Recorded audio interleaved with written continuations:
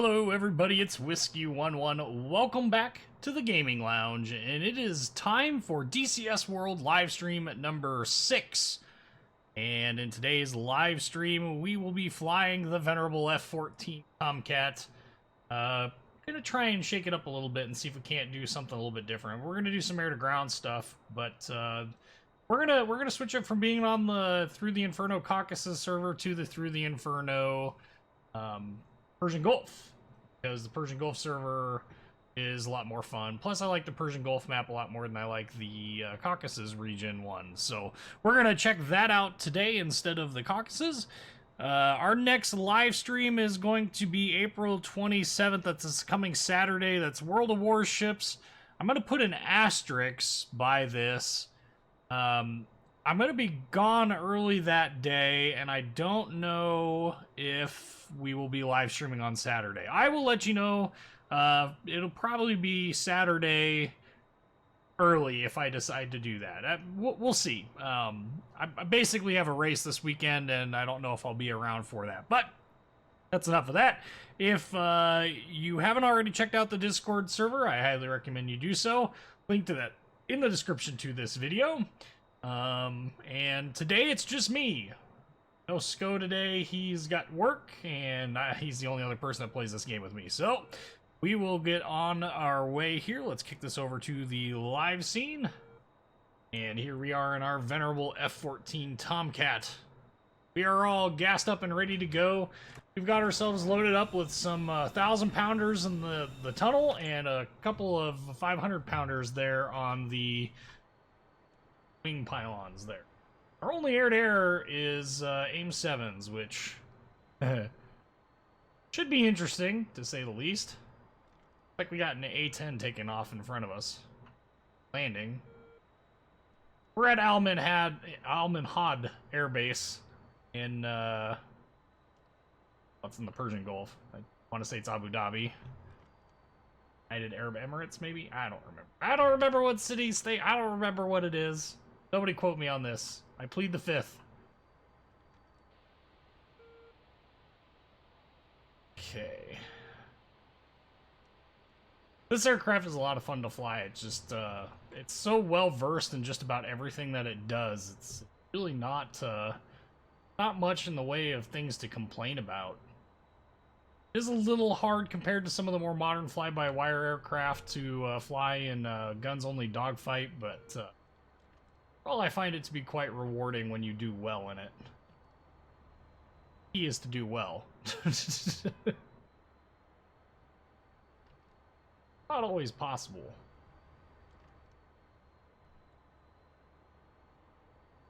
Got SRS loaded up as well, so we will be using that in its full.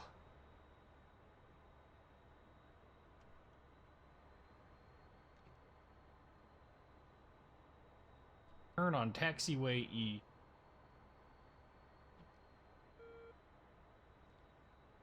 Taxi this far out. We're not that heavily loaded.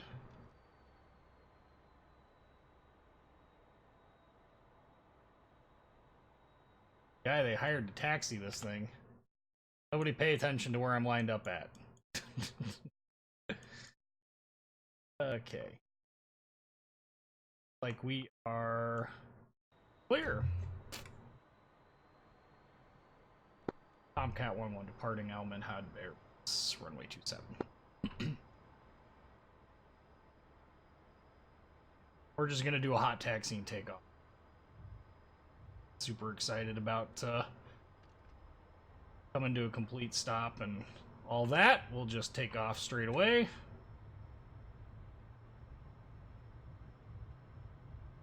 Of course, it's a Tomcat, so that means no burner. Well, this is a B model. No burner on takeoff. Up. Perfect. And we're up. Gear up, flaps up. We are headed on a anti-shipping mission out in Gulf here. That's why we're loaded up with some bombs, and they're dumb bombs. I can only carry 4 guided munitions on this, and it's not really that much fun to use guided munitions for taking, well, For one, we can't use the guided munitions on the ships. Friendly, Bra 020, 58 miles. Angels 21. And a friendly, Bra 035, 53 miles. Angels 5. And a friendly 2-ship, Bra 085, 37 miles. Angels 21. Thanks, Jester. I appreciate it. We can't use precision guided munitions on the ships because we don't have anybody actually flying in the Rio seat to man the lantern pod. So that means that we have to basically do everything the hard way. But there's nobody lasing the targets. A little difficult. Of course, Land Warrior says look at a flying potato, but he's, you know, apparently not looked in the mirror yet today. Just saying.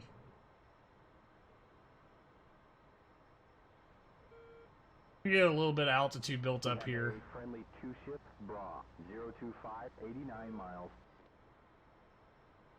Get our magnetic tape warmed up here for our air-to-ground mission. We wait for our air-to-ground stuff to boot. Yeah, you heard that right. This is a legit... You got it. This is a legit... Copy. I'll get my English out eventually here. But this aircraft legit uses magnetic tapes in order to determine what the HUD is actually going to show. It's pretty funny in that regard. Like, just thinking about how much, you know, actual work went into developing this aircraft at the time frame at which it existed. It's just funny to me because in the 1970s, you know, this was the HUD brand new, and it was like the quintessential HUD upgrade. It wasn't until later that the F-14s got the Sparrowhawk upgraded HUD, and then the D models obviously had the Sparrowhawk, but some of the B models had it too. It'd be nice to actually have it in this game because it would provide more information up on the heads-up display, like the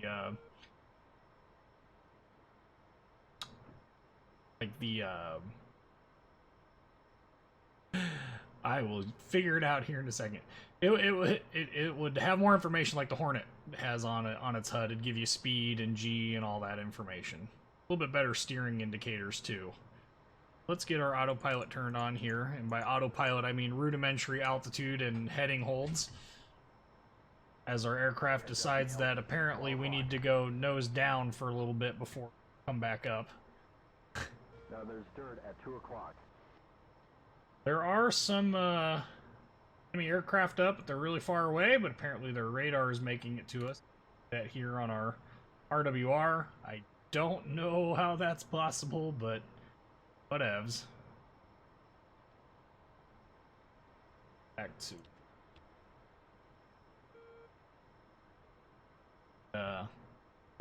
we're in mil power. We're not quite into the whole super cruising, not at this point anyway.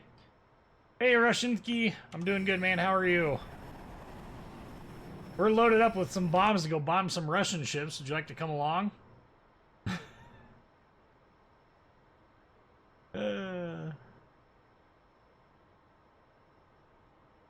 I know you want to. So let's climb a little bit more. So beautiful. 1,000-pounders and a couple 500-pounders. Although it looks like that launcher is capable of holding more. That's interesting. I think the pylon can't support it.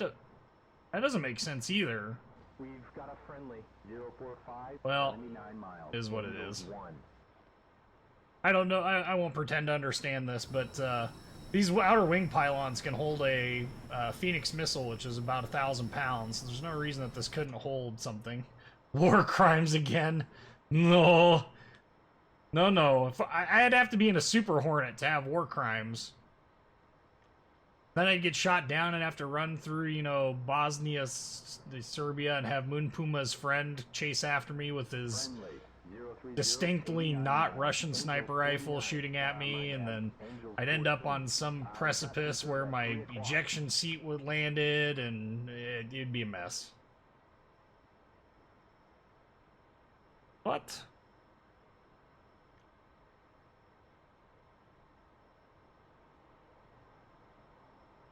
Beautiful aircraft. All the work that was done. Oof. You can always carry more bombs with the proper application of duct tape. This isn't a Russian airplane. This aircraft can carry more bombs than this. I think you can carry like 12 or 14 500-pounders in the tunnel. But, yeah, an AN-2 will chase me, just like your buddy. Will the AN-2 have a sniper rifle?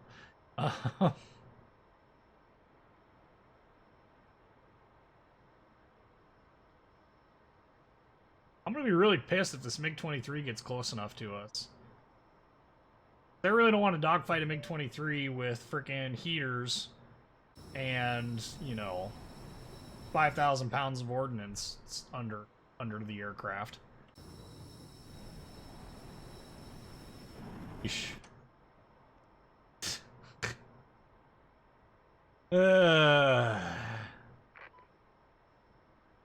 F-35 is superior. The F-35 is definitely superior in one major aspect. It definitely consumes a lot more money than the F-14s ever did.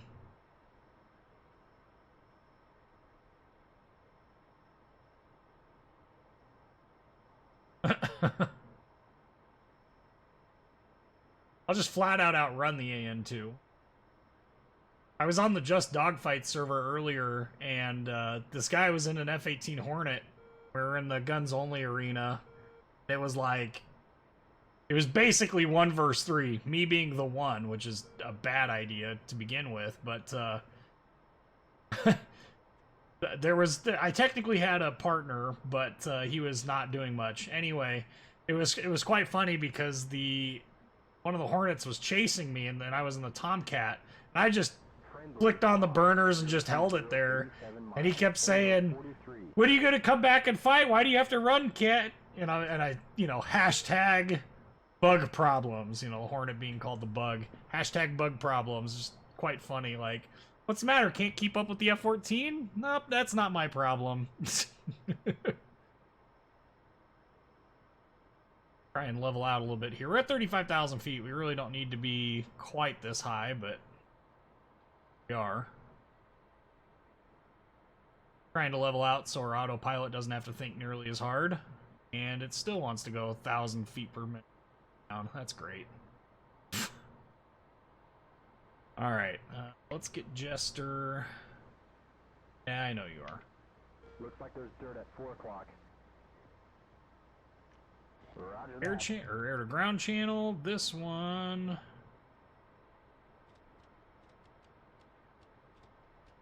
Five, 4. Really?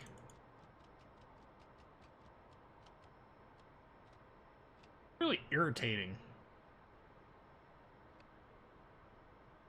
We've got a friendly 330, 52 miles. Angels 21 and a friendly Bra 360, 53 miles. 1 versus 3 with a partner that doesn't do. That sounds like being a cop in a nutshell. Yep, pretty much. That's no joke, and that's kind of the sad part of that. There's always at least one buddy that's interested in you making your job impossible.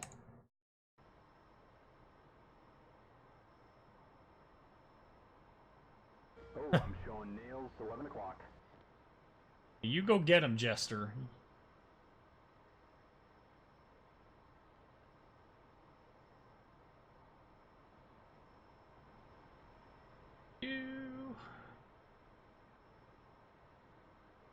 I also feel obligated to point out that we are just now hitting our internal fuel. We still have more fuel than a fully laden Hornet has. Always one thing that, for whatever reason, people seem to want to forget.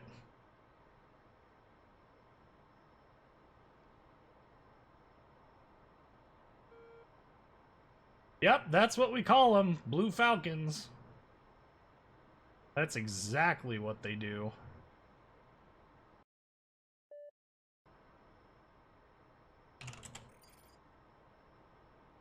EQ76.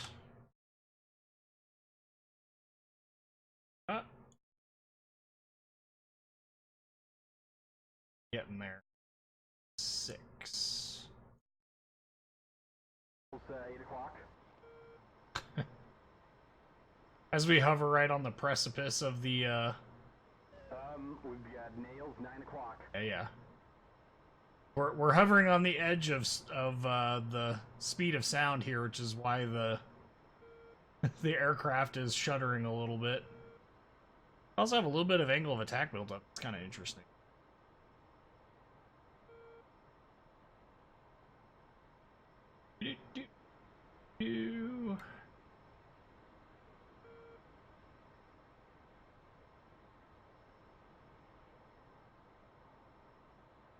Level out now.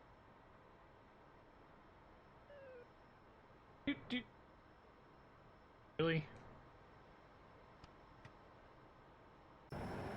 Sometimes you have to tell it to re-engage everything. Rather annoying. There is a... Turn off all of our lights because we... Somewhere down there are some ships for us to engage. 6. So we're loaded up in an air-to-ground mission. 320, 45 miles. Angels 21. Yeah. Select our ordnance. Mark 83s. We're going to dump them first. Set their fuses to nose and tail. I don't think that's actually the correct way to set those fuses, but we're going to work it.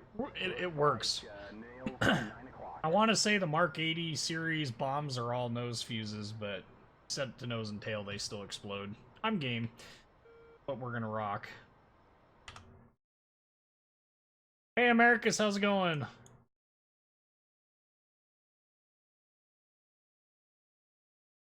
Is the restream chat not working?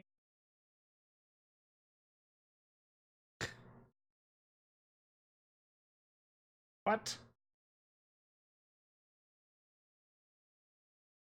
That's rather interesting. Hey, Alvin, Diddy, how's it going? Why is it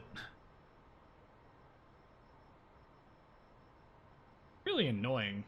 Hang on, let me make it so that my track IR doesn't freak out while I'm doing. It's working. Just change something. It's really irritating. This is why we can't have nice things.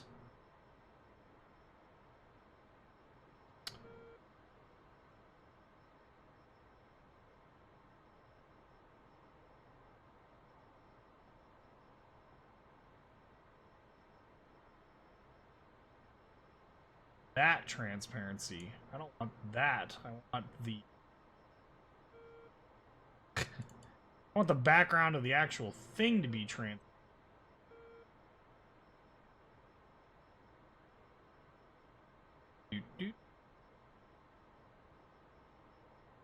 Oh, deal with it later. Okay, back into this. Should be getting pretty close here now.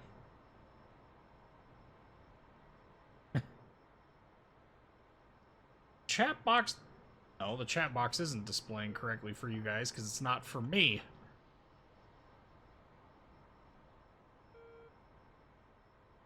Apparently, it only works if I have the stupid thing selected. Whatever. Yep. We're in the danger zone. Let's dive down in some altitude here. See if we can't find our targets. Like, right there's one. That didn't take long. The Tomcat, boy, has some interesting things about it. Its wing sweep program actually has a wing sweep position specifically for dropping ordnance. And the design of that is so that the bomb releases are not impacted by the change in airflow over the wings. It's kind of an interesting side factor for Tomcat. But yeah, there's a bunch of ships over there. That's a big one. We want the big guy. That's the one we're going after. That guy's worth a lot of points on this server. So, yeah. Nails, 8 o'clock. Yeah.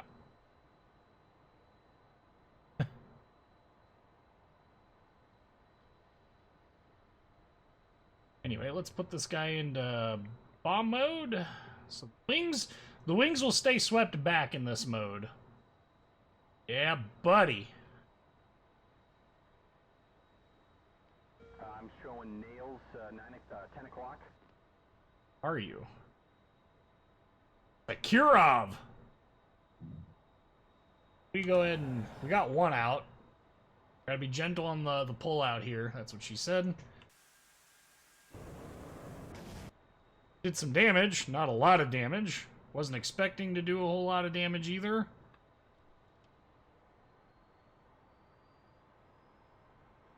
All right, that was a pretty good start off here. Anyway, we will go ahead and we will go around.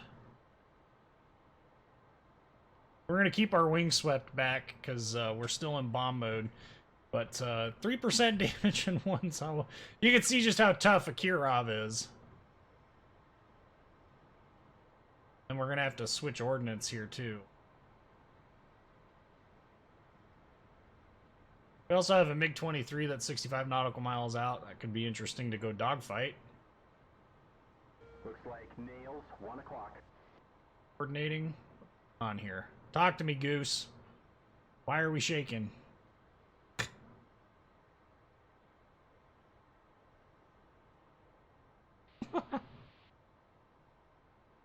Okay.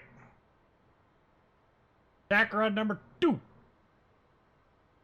Ooh, dead in the water now. Typical Russian ship.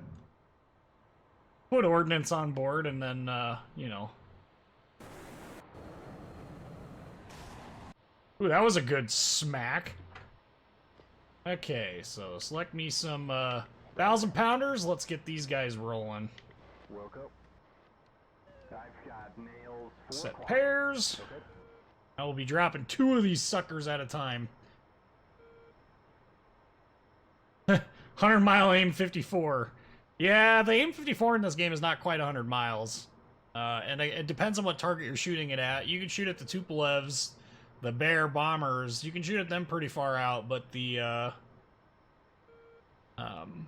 fighters are a little bit harder to engage because of the just how effective they are at evading missiles once they've got the launch warning or the detection. Okay. I just lost visual on the whole fleet, which makes no sense. And I realized they're right ahead of me in my windscreen. Perfect. Is that a Kirov?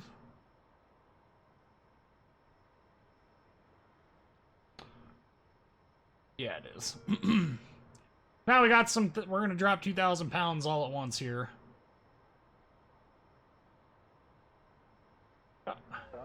Nails, 10 o'clock. Should have been 2 pair. Yep. Ooh, I didn't get much in the way of damage that time. I think we released a little too highway to the copyright zone. I think we released those just a wee bit too early. That's all right though. That's what coming around again for another pass is all about.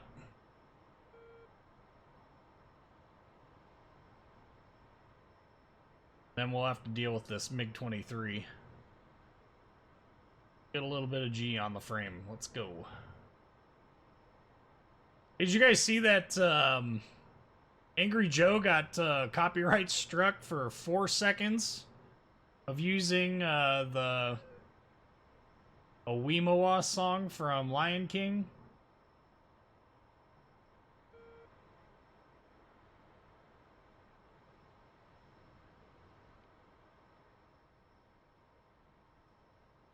Really? Oh, hey, we're flying over it. I think that's my Kirov. Yeah, that is my Kirov there. All right, well, we'll do this we'll do this a more exciting way.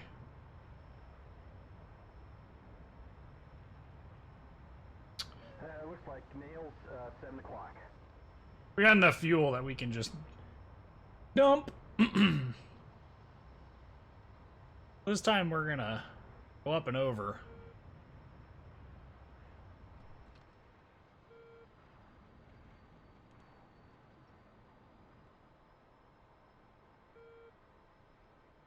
He's underway again.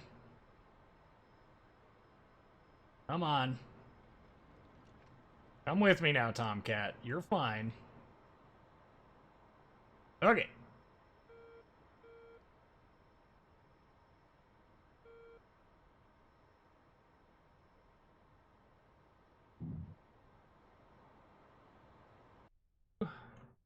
Somebody launched the Phoenix. How about my... There we go. Oof! 49%. Oh!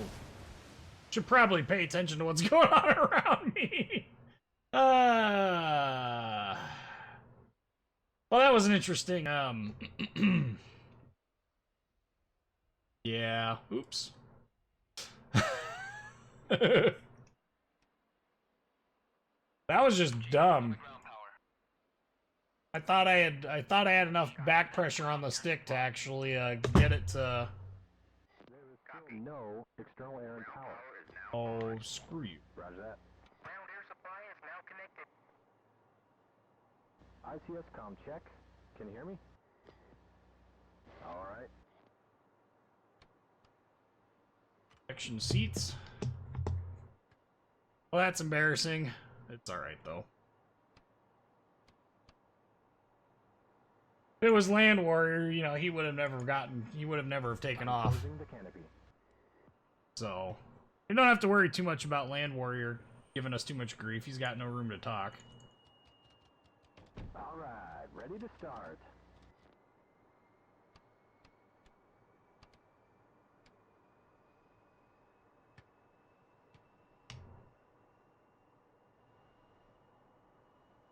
Oh, I didn't miss the second time around. It was only the first time.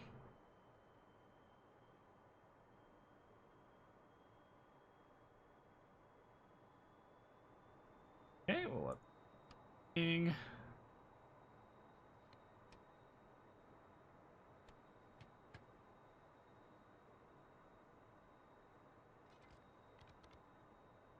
do, do, do, do.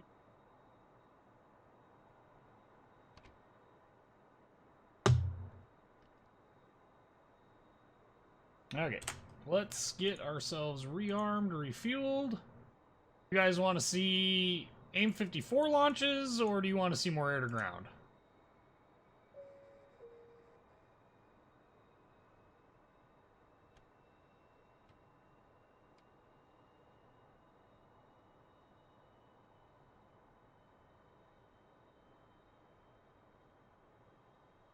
Request rearming. The F-14 is a terrible submarine, for what it's worth. So the wings came out. Looks like they're sweeping just fine.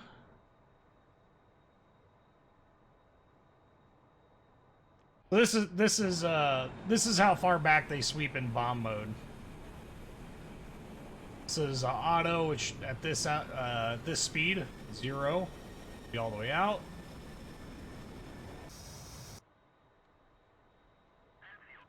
A10, really?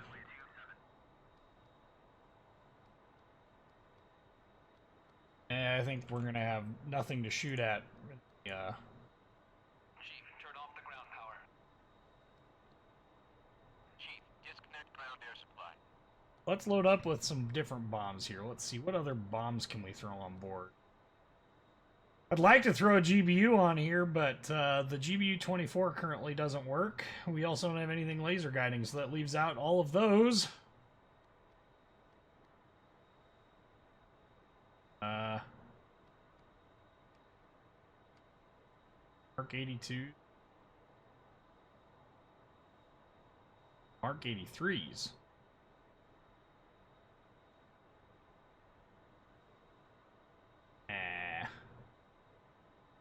Just load up with Mark 80. I don't think ALDs.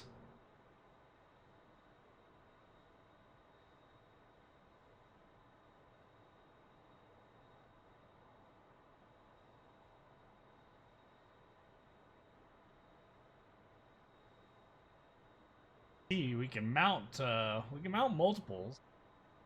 Just load up with two. These are Mark 82s, but Request refueling. Request rearming. oh, I should probably Roger that. forget you sometimes have to babysit Jester. He's finicky like this, comrade.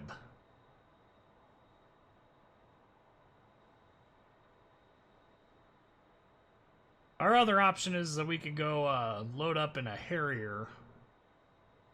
I could try and get the T-Pod to work on it.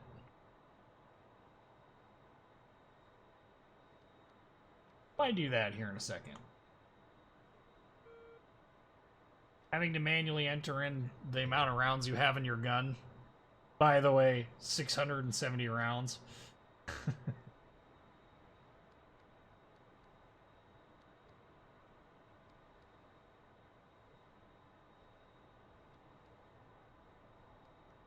Okay. Rearming is complete. Now we're loaded up with some bombas.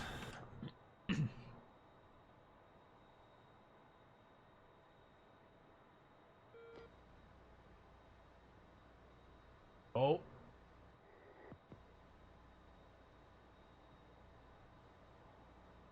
Channel. Roger that.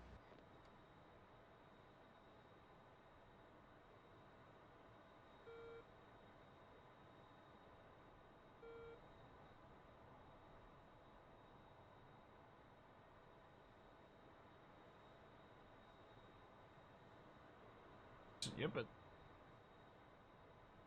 as I was talking about, with the F-14s up, it's really, really hard to get air-to-ground or air-to-air missions on the server. There's just too many F-14s around, and well, the F-14 is just a wee bit too effective at sinking enemy aircraft, or shooting them down, rather.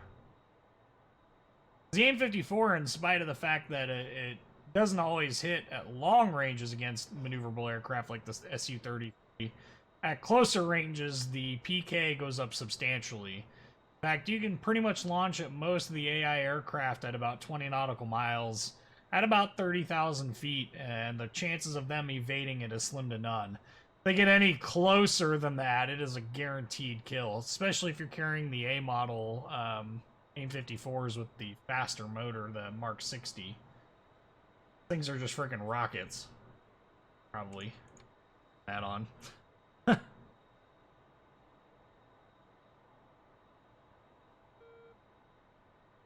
Jester, are you ready to taxi yet?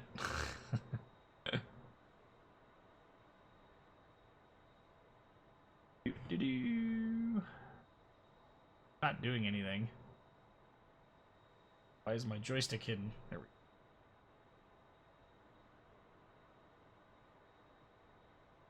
Also, I saw that Verpal is now gonna be making a Tomcat stick for the Thrustmaster in their own stick, so might actually be able to get you know, this stick for my Thrustmaster A10 Warthog HOTAS.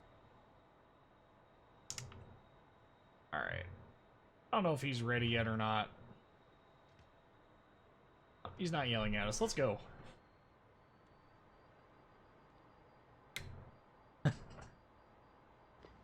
Hope you're ready, Jester, because I'm not waiting. Jester's always snoozing. That's what Rios do, man. You get in the back and they're just like...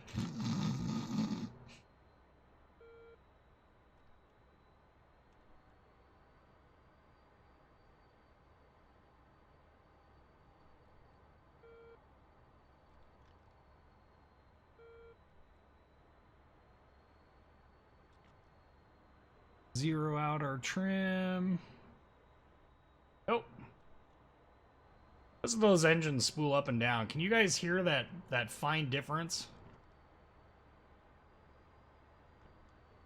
I guess the better question is how loud is the game for you?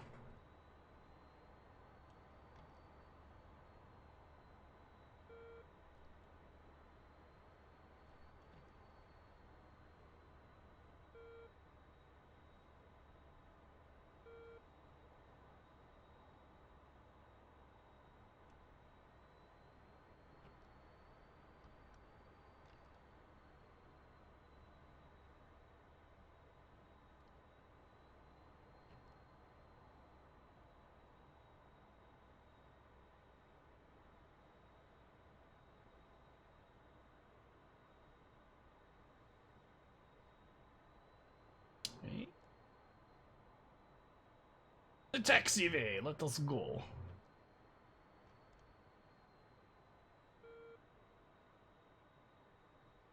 Stopping at the hold short. Make sure our airspace is clear. We're going.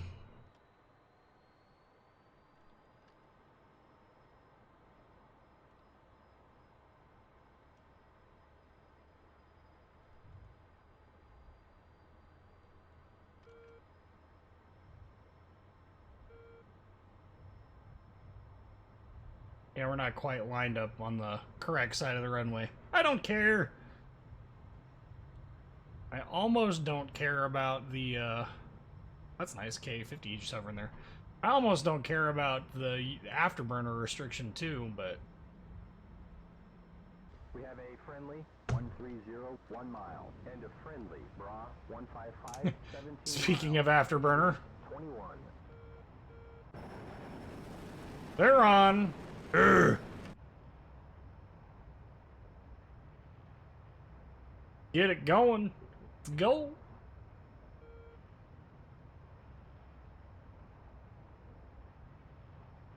There's a friendly bra 035, 53 miles, Angels 5. Yeah, see that they've got them all the aircraft shot down. We may very well yet end up in a Harrier just for the S&Gs of doing a little bit more air to ground stuff, but 61 miles. look at the wings sweeping the rearview mirror. Friendly Ah. bra 050, 64 miles, Angels 25. Oh.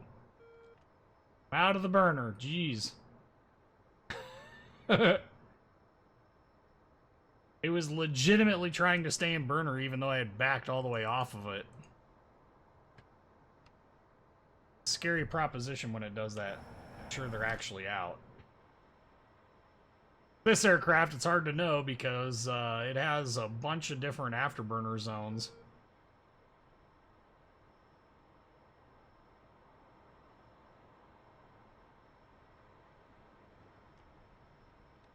Hey buddy, what you doing back there?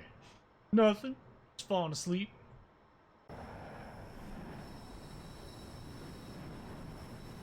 Getting our bomb cat on.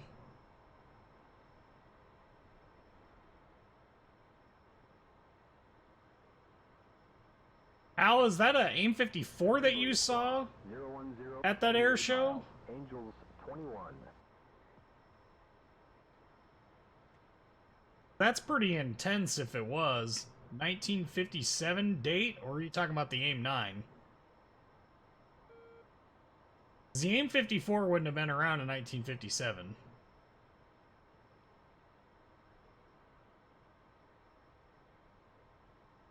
Okay, we got dirt at 2 o'clock.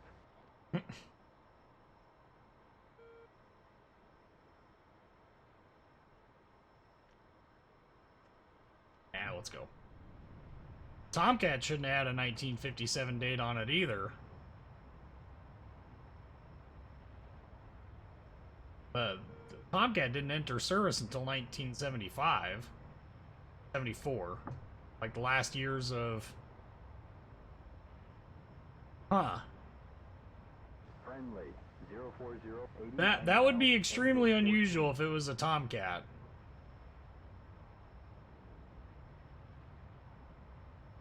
I don't even think the F-111 program had started in 1957. And the F-111 program is what is the precursor to the Tomcat. Let's get our magnetic tapes rolling over for air-to-ground mode.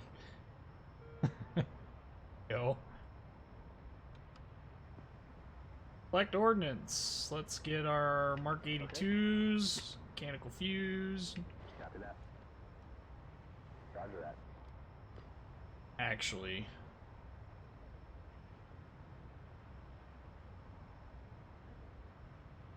it's all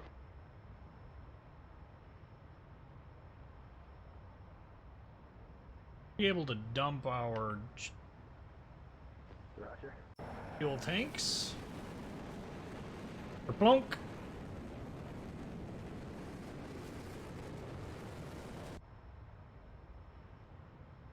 Yeah.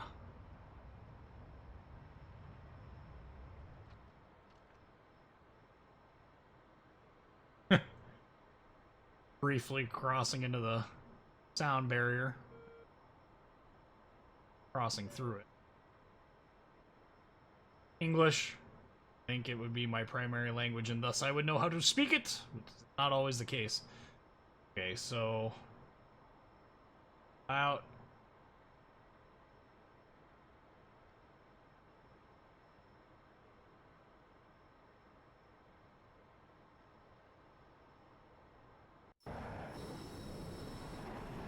It just looks so weird with those tiny little bombs on the outer wing pylons. It's just kind of weird.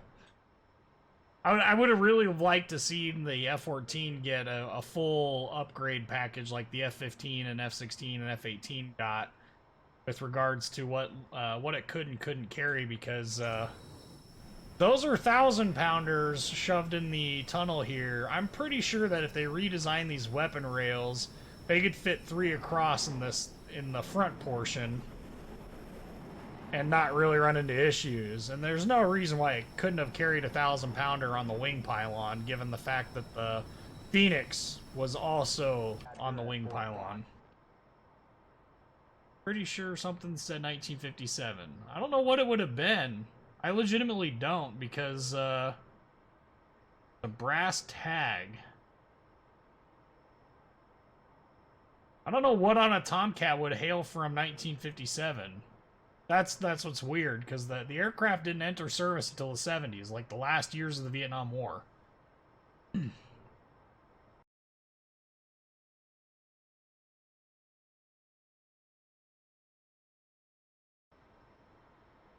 Huh.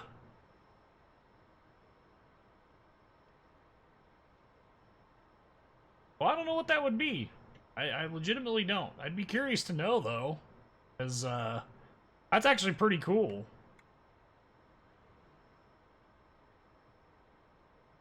I'd just like to see one of these things up close in person. I almost did on my trip to San Antonio, but I couldn't convince the family that driving to Corpus Christi to go to the Lexington to see just an aircraft was worth it. Apparently, I was the only one who found the history portion of our trip down there. was me. I hope my dad and brother had a good time. I mean, I don't know why they wouldn't.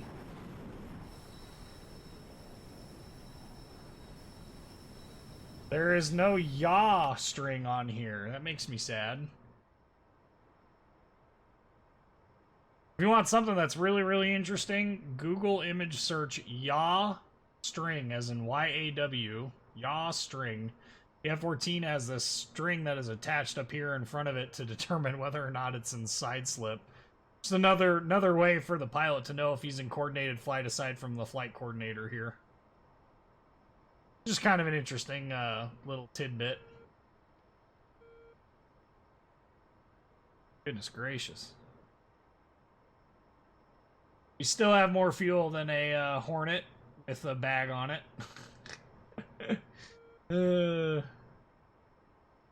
I had a 117 flyover and I didn't know what direction it was coming from. Oh, and didn't know what direction it was coming from. Well, yeah, it's a stealth aircraft, you silly.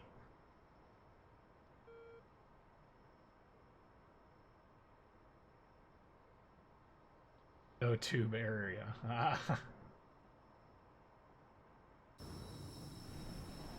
Yeah, there's a lot of those on here too. All of them for various different things. Of course, we're rocking the Final Countdown skin. Jolly Rogers, one of the best F-14 squadrons for B models anyway. Big fan of the Sundowners and the A models. Ooh, our wings are swept back. This mean we're getting, and we're like hovering right on the 0.95-ish for Mach. Not in burner. I don't think that's, well, the string is there to help determine what direction the aircraft is, whether it's yawing or not. That's why it was called the yaw string.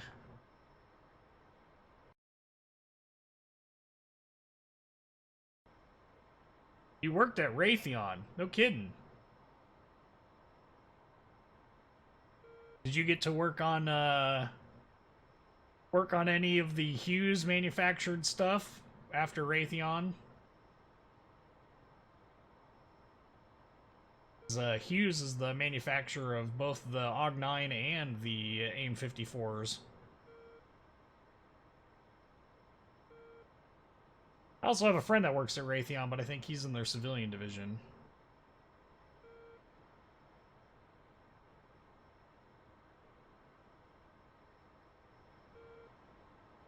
Looks like there's dirt at 4 o'clock. Hey, yeah, Jester. It's fine. That White Sands. Nice. Test ranges. That's always going to be a lot of fun.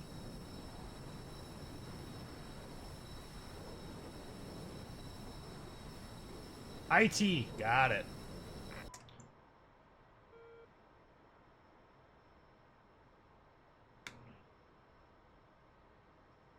And start our shallow dive over there. Can't zoom it and find them. Just a little too far out to see them.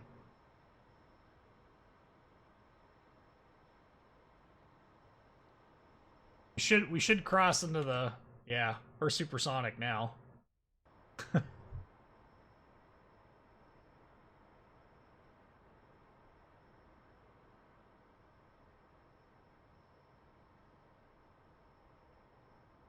Deadpool would be jealous right now. That's what's going on. That's definitely it. Yeehaw!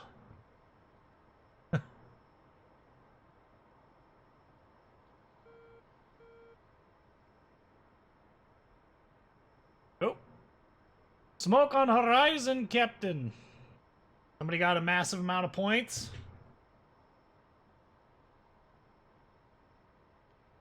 Oh, he's all ground targets. He's an A-10. I don't think that's my guy. Might have that our last bomb run might have actually damaged that ship quite a fair amount.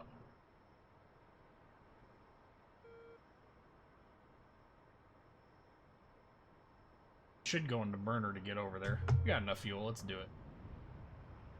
Still have more fuel than we're just coming up on the fuel limit for Hornet with a single bag.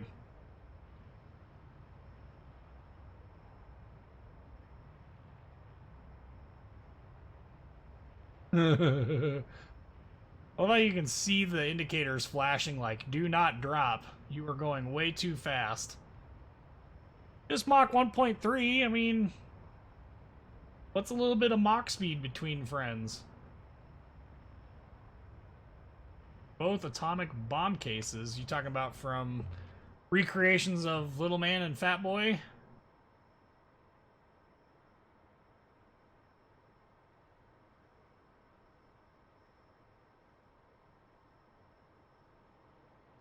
Anchor, yep. Big boy or the little boys?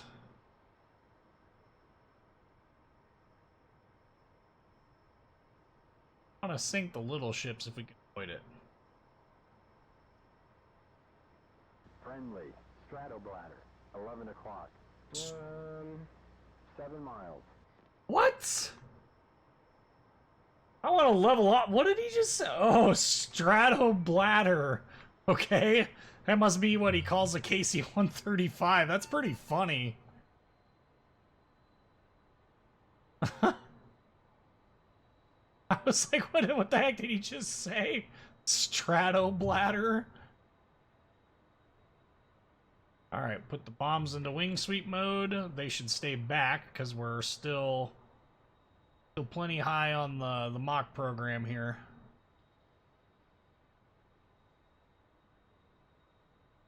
There we go. We're gonna get us some Kirov this time. Gonna happen. Nails, 11 o'clock.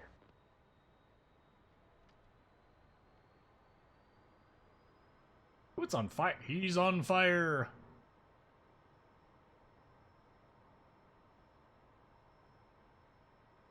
Oh, those did not drop. Really? Jester. Roger that. You got it. Man. Jester, I told you to do that like an hour ago. You let me down. At least now we don't have to worry about finding the target. Should be obvious.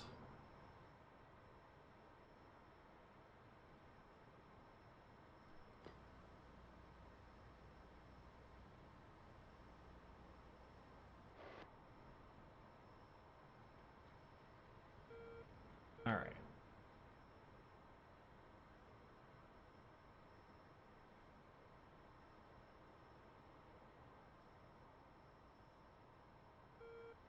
Okay. Round 3, 2, whatever this is.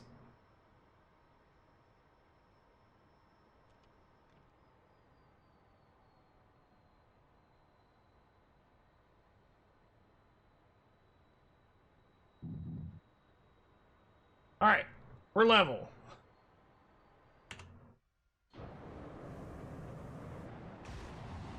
Ooh, ooh, ooh, 94% damage. She can sink this next time around. In fact, she's gonna sink next time around. Select ordnance, Mark 84, no tail. That's single.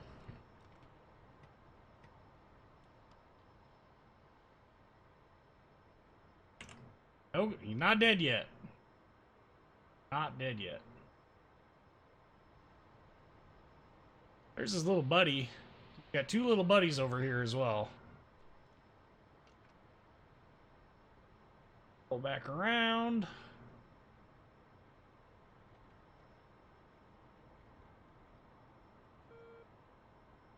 Should just pick a one on top of get a twofer here. I think we might be able to pull this off. Oh, what kind of ship that is? Oh, it's a cargo container. Nope, we're off on that one.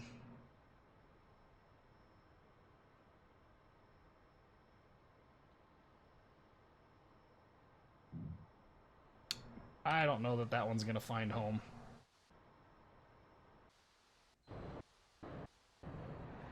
8 o'clock, 8 o'clock. 98%.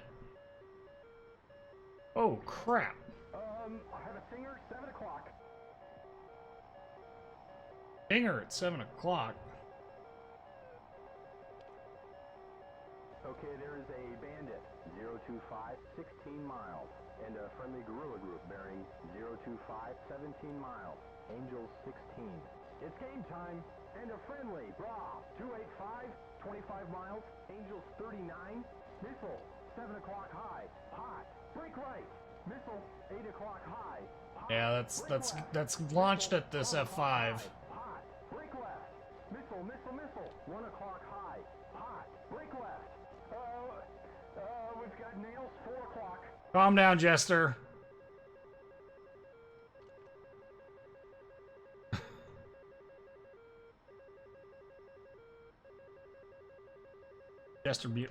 Jester being all paranoid and stuff. The Hawk battery shooting well above us. Ooh, he actually missed. Nice. 10 nautical miles at 739 feet. 030. Is he dumping flare?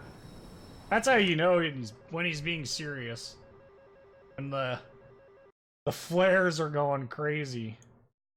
Yeah, those are way behind me. We're good.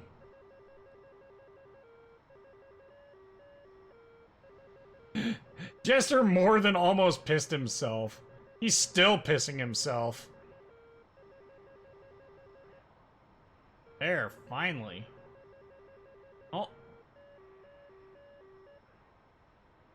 Hawk battery's like, we're going back asleep.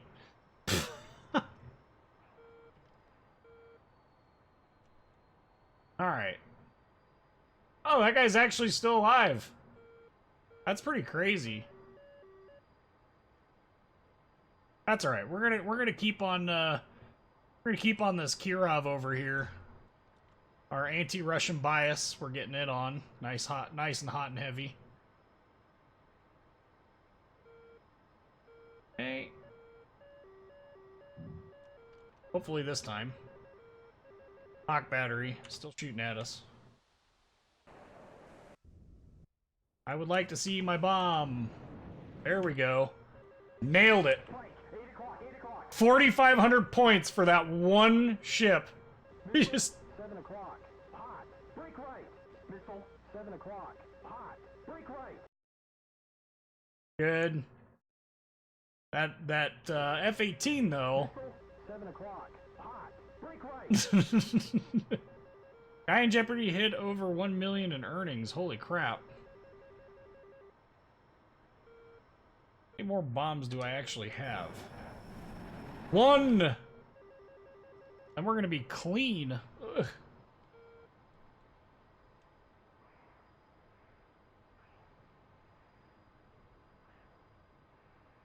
We'll go see if we can't land on an aircraft carrier after this. There's a whole bunch of dead Hawk battery stuff. Where did that other ship go? Now. Drop a 1,000-pounder on his face and see what happens.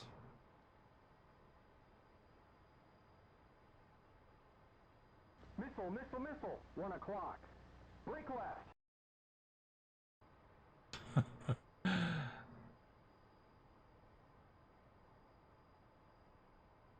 Yay. Nerd! Who are you calling nerd, comrade? Not very nice word.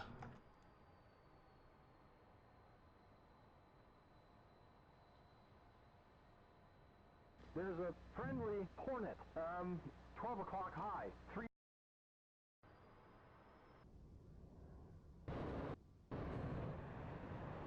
Und? Destroyed.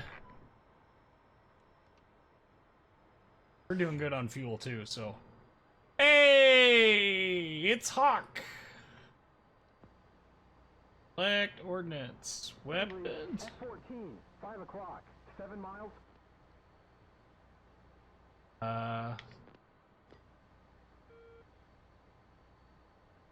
On my gun, man. Whatever. See if he's in the correct mode or not.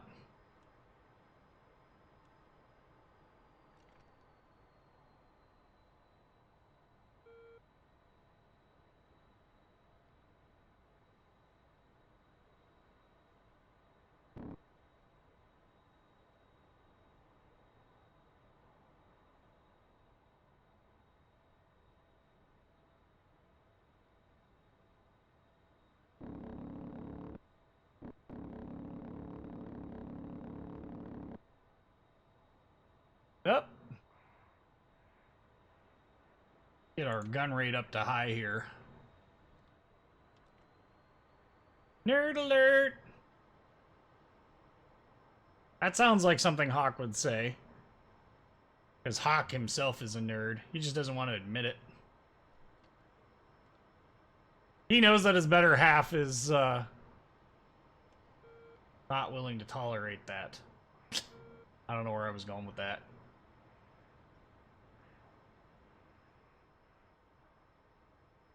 Oh, left.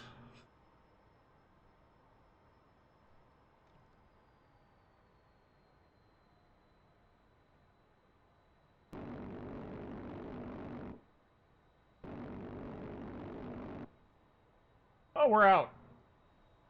We're out. Alright, we are officially out of things, and I doubt I can get a... Well, he's on fire. We might be able to get a Sidewinder on him. That'd be pretty funny. Let's give it a shot. What's the worst that could happen? Over to air mode so I can at least see the Pipper. He's on fire, so in theory we should be able to hit him with an aim 9. You a nerd, you're not that classy. 300, 14 miles. Angels 12. Hashtag dispatcher problems.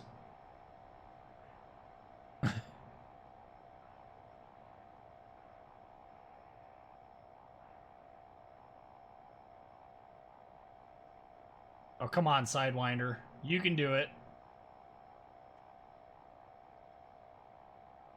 No. The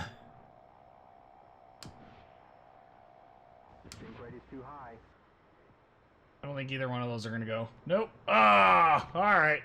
Well, we can't say we didn't try. Those smaller ships are only worth 50? That's pretty freaking lame. Which Stennis is this? Is this the public Stennis? John C. Stennis. It doesn't say. Well, let's see here. We need to navigation. Select destination. Roger. Switching to surface target. Navigation. App. No. I always forget where this is at in his menu, so manual. There's a friendly 255, 37 miles. Angels 7.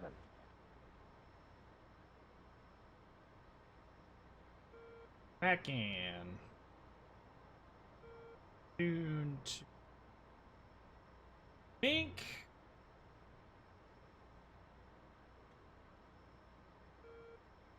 We've got friendly. Public is IHOP. 4 o'clock. 7 miles. Roger that. Okay. Friendly 3-ship. Bra. 240, 3 Oh, miles. we're apparently not very far. Hey! There's the Stennis. Well, that works. Why are we being all Dutch rolly? That. Bad Tomcat. This is how you go to Gulag. Am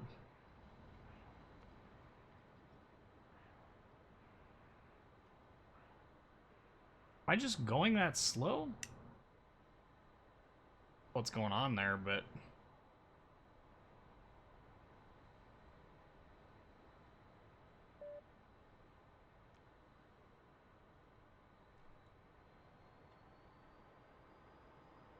Hook down. This could be really, really ugly because I've not practiced this in a bit. Okay, we gotta go wing swept all the way back. Want landing. We want this off. Speed is 500. Apparently we're going for a shit hot break. Probably gonna be a long in the groove shit hot break.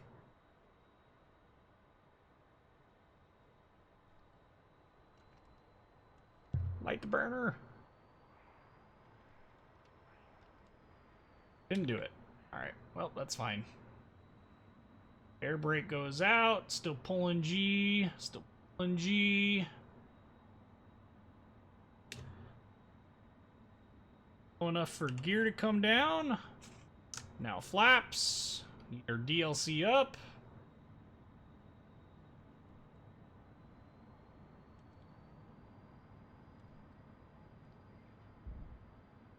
Gear just came down.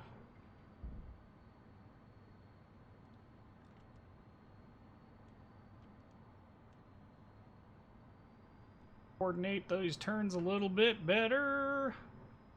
Round.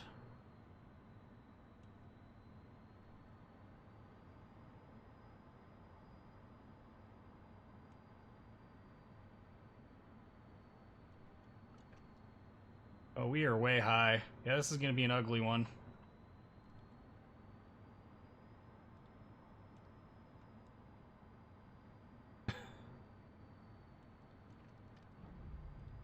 we still put it down. It's a 2-wire, maybe? Yep. This must be how Goose died. Okay. Could have sworn it would have been a 3, but That was a 2. Okay, so I was right. It was a 2-wire. That was the sketchiest 2-wire I've ever seen in my life. We're just not going to talk about what happened there. That's what's going to happen with this conversation.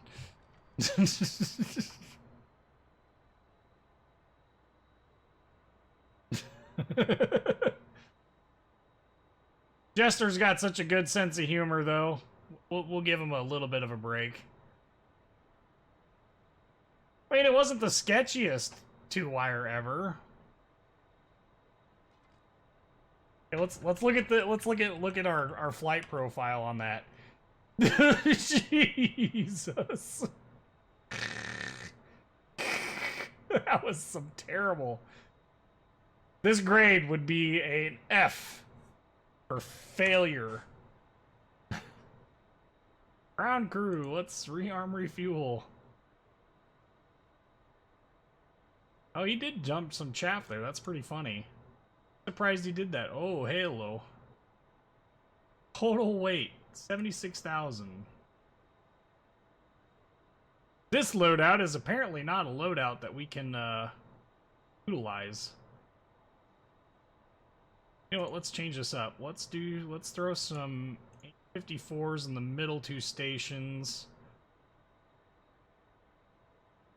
There we go. Oh, just barely.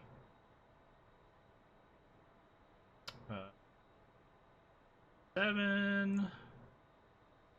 Team 7. That'll work. Request refueling. He's a turkey. Oh my goodness, he's coming. He's coming right for us.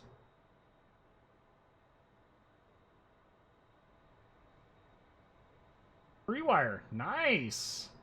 Nicely done. That guy got it down.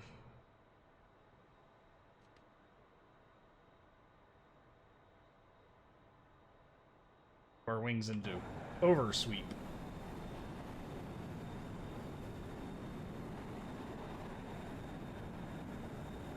There they go. Wham! See, we're not even in the foul lines. See, we're perfect. We're just so good. So perfect. So much better than Land Warrior, clearly. Our counter.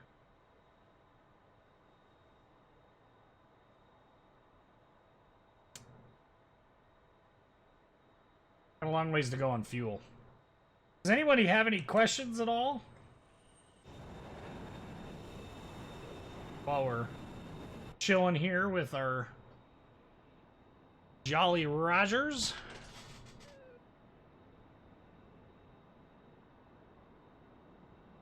Any requests, because we do have other aircraft that we could play as well. I just like playing the F-14. So much fun.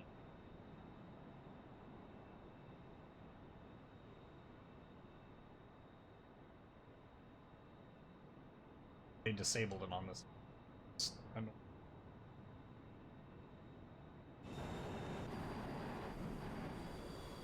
That dude's trying to come aboard with 6 Phoenixes in a B model. I am anticipating broken landing gear in 3, 2. I do. What's your favorite crayon? I personally like the red one. Roshinsky, I have a car question. Go for it. What you got?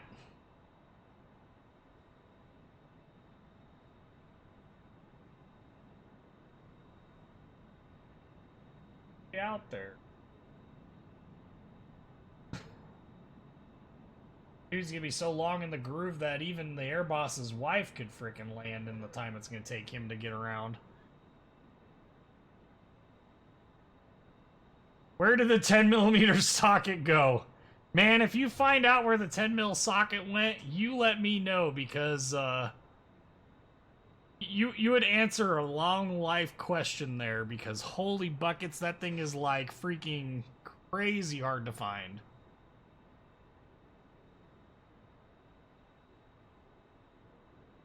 Red is so original. I'm guessing yours is all of them, you know, Marine Corps. Boy. I have a feeling I'm gonna die. That's what's gonna happen right now. Is this aircraft is coming in and he's gonna smack me.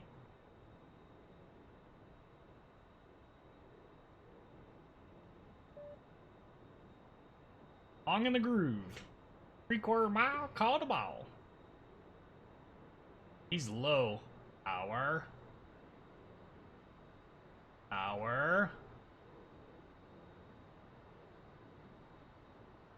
Close.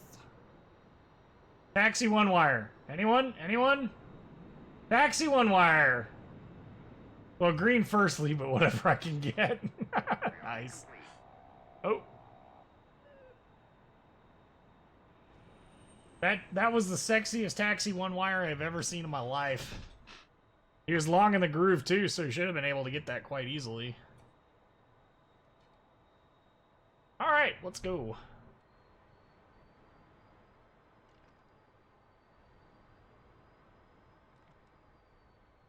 Kick off from one of the waste ones.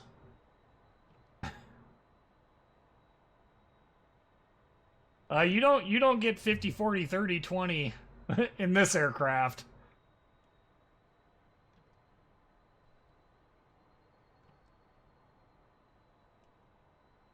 All right.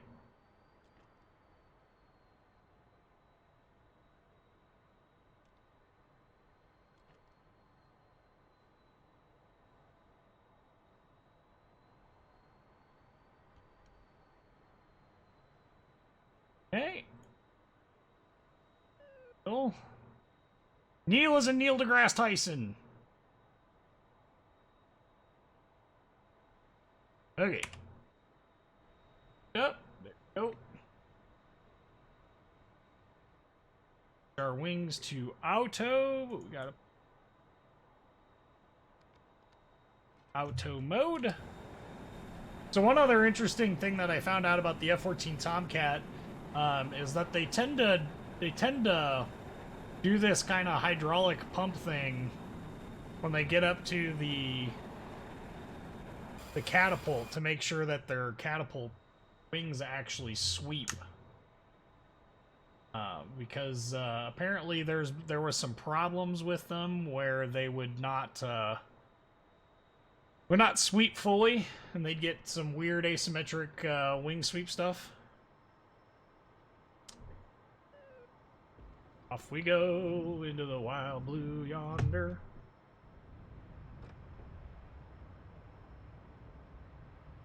You're up. We got a Stinger. It's coming from Oh. Looks like Oh, holy crap. fight's coming our way. Yeah, it is. Missile. 1 o'clock high. Break left. Oh, we're fine. 1 o'clock high. Break left. Calm down. Missile. 2 o'clock high. Break left.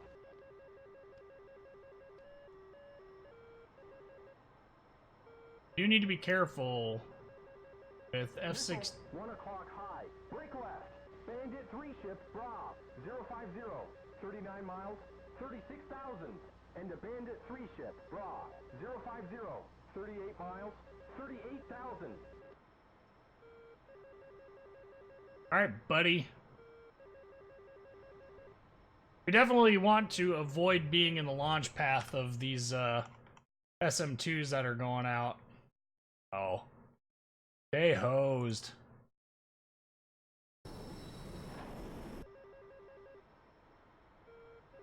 Yeah. Shit, nails. 1 o'clock.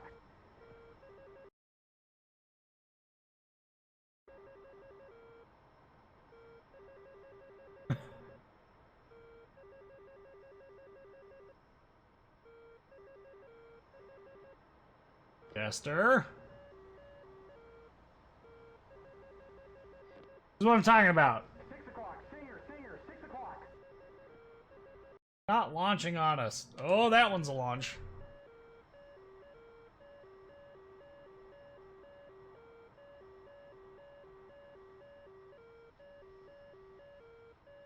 All right, well, let's do this. Let's go back to our air-to-ground magnetic tape and let's get rid of some Copy. airs. Let's get rid of some 1,000-pounders under our wings here. So it's right here.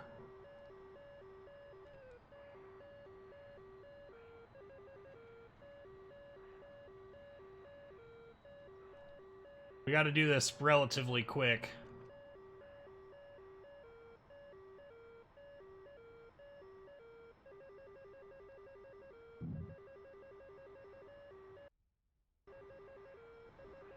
Okay, we got rid of him. Should have been, yep, ordnance expended. Missile, 11 o'clock high. Break right. We're fine. Calm down.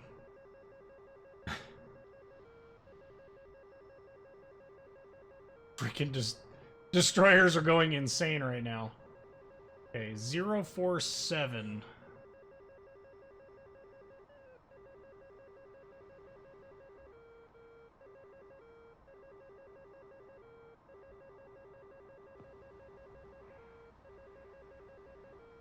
Okay.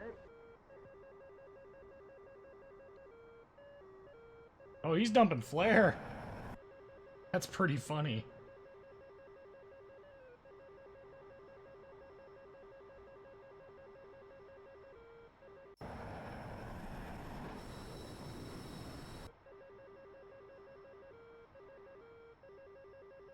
Missile, 1 o'clock. Break left. That could be real.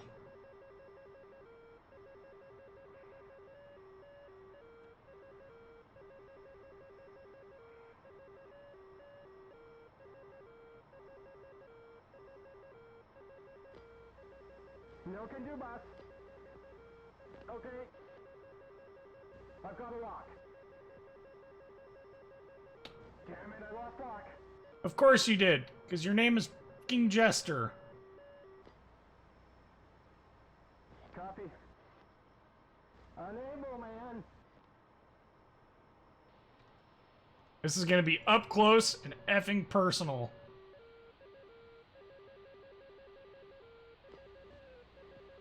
Okay. I have a lock. Switching to pulse lock mode. Oh shit, I lost lock. Spike on our nose, 12 o'clock. Missile, 12 o'clock high. Hot. Break left.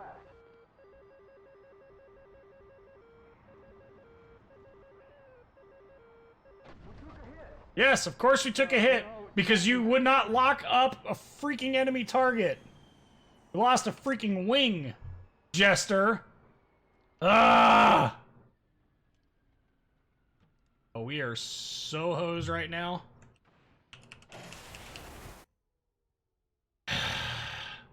This is what I hate about freaking Jester. When it comes to him, he cannot lock up anything at all. It was right in front of us the entire freaking time, and he would not lock it up. Could not lock it up.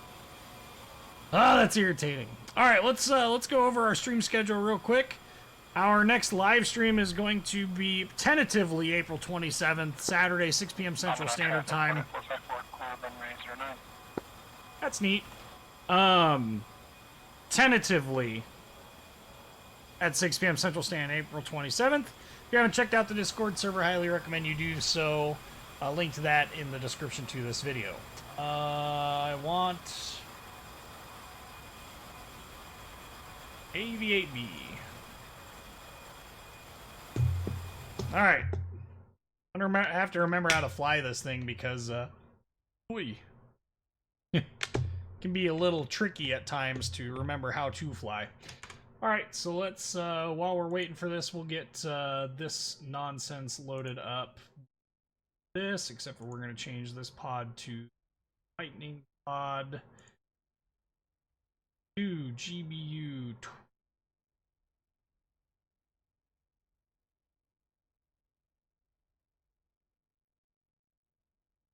Perfect.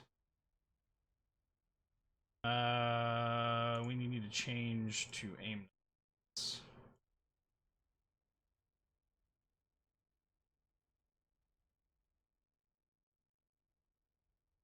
right. Request refueling. Yeah. Request rearming. Lost again. Son of a bitch. Yeah, that sounds about accurate. On our battery. And we're gonna go ahead and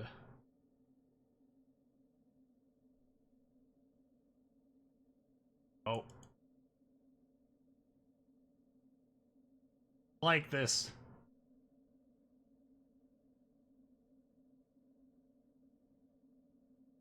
Even what the whatever. Let's see if it'll start.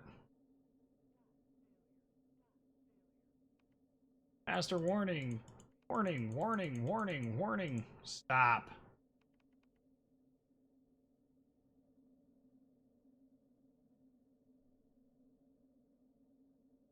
It's not working. No. There. Oh. Probably helps to have our fuel pumps on. Herder.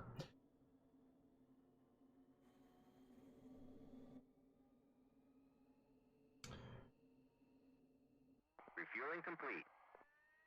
Wait. Okay, so it's starting up.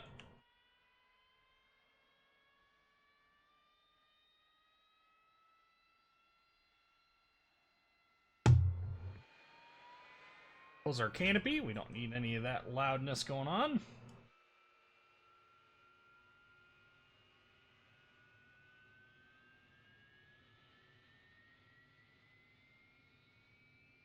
On instrument panels.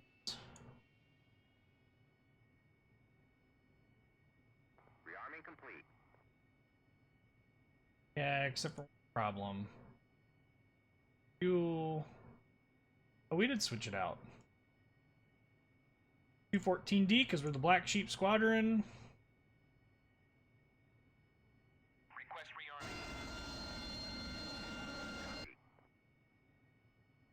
Okay, EHSD data. There we go. Time to get our coordinates.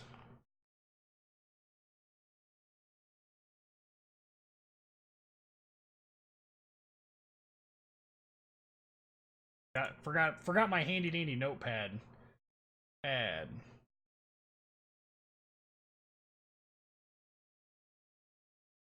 Snuff. Oh, server restart. Rearming complete. We will probably need to you know what? Let's do this. Let's pop out of this real quick. We will see if the Caucasus region map is open. Run through that one. Wonder during combat operations they just turn the jet on and go. No. Usually they don't. Usually what ends up happening is they will have, like, on board the carrier, they will have alert aircraft that are set up specifically to respond quickly. Those alert aircraft are usually in various states of prep.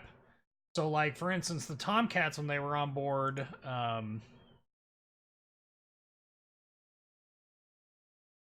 that server's going to be up for a little bit.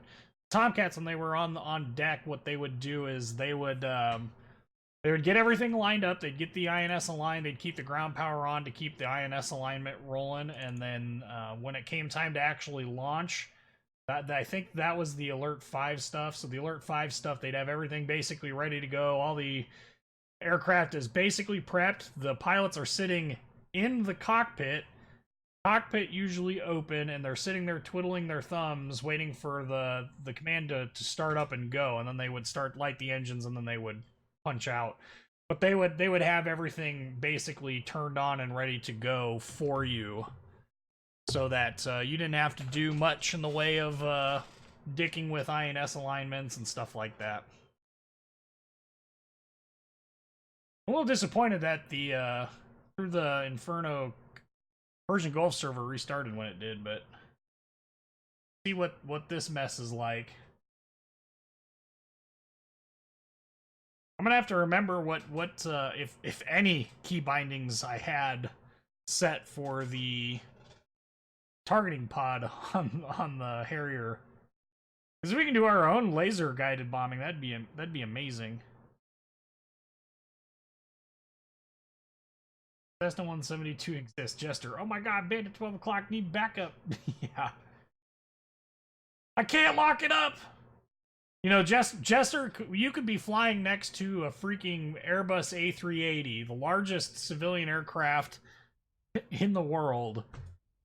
And, or whatever the Anton or Tupolev or whatever it was. Whatever those effing huge aircraft are. You could be sitting 10 nautical miles behind one and he'd be like, nope, can't see it. This thing has a radar cross-section that even the radar has its own, like, legitimately, the radar has its own radar cross-section. That's how big this thing is, right?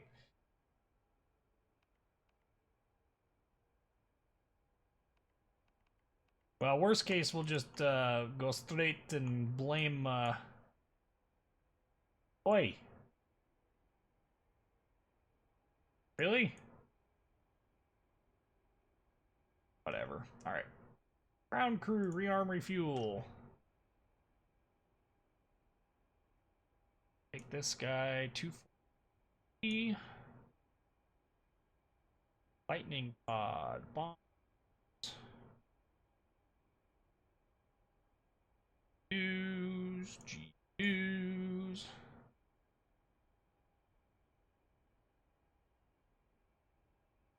You know, because we're taking off from the ground, I think we'll be okay. We'll rock this setup. Request rearming. So let's get battery turned on, ejection seat armed, full control pumps.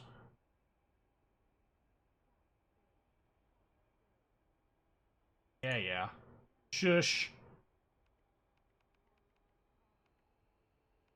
Do. Nobody cares. Fly MiG-21 next. You gonna buy it for me? This game doesn't work. Hey, thanks for the host, K-Money.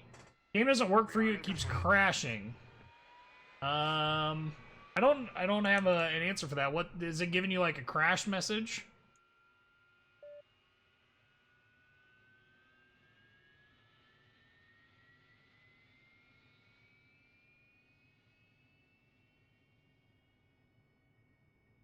I'll roll.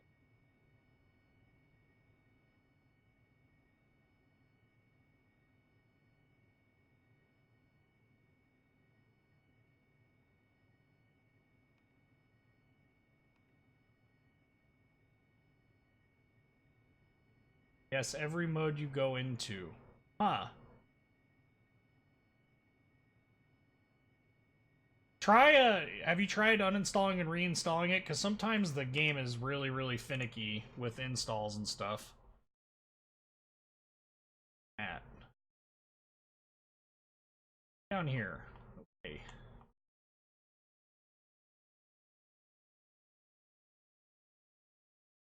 Two 14 north 4203 east 43 feet. Magver is 6.7. If I'm remembering correctly, probably not. Aircraft. Oh.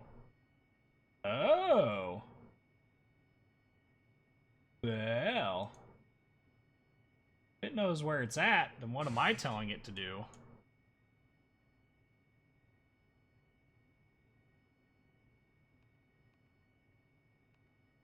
Craft. Sure.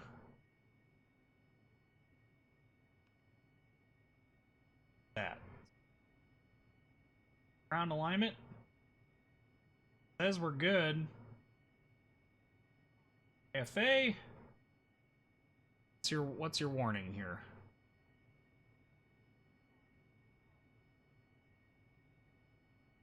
Id. Okay. I don't think it actually aligned us. The reason why I say that is because very obvious to me Oh, it's aligned.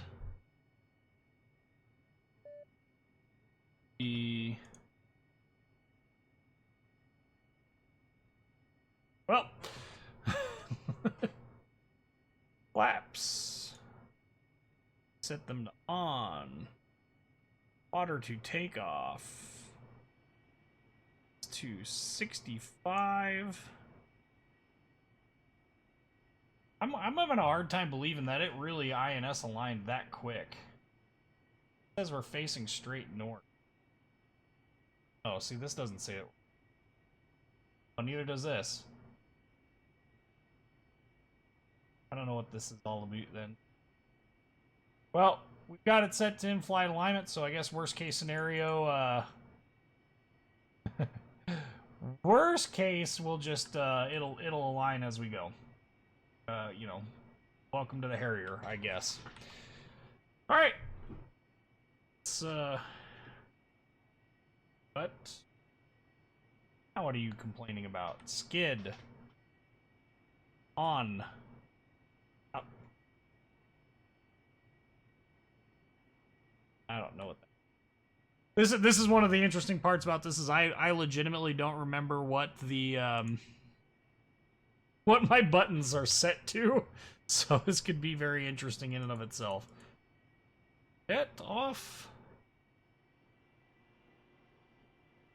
Nozzle steering is working, I can feel it.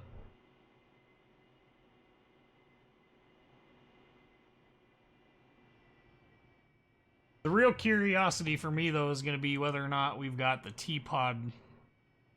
It's not ready yet. Let's set...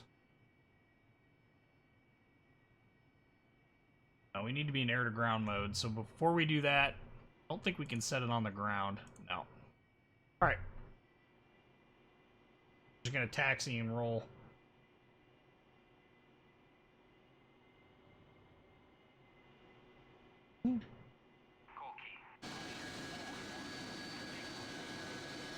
We're loaded up with some laser-guided whoop butt.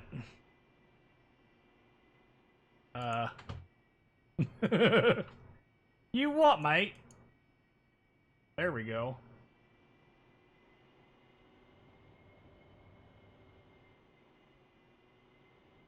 Really? Oh, this is so irritating.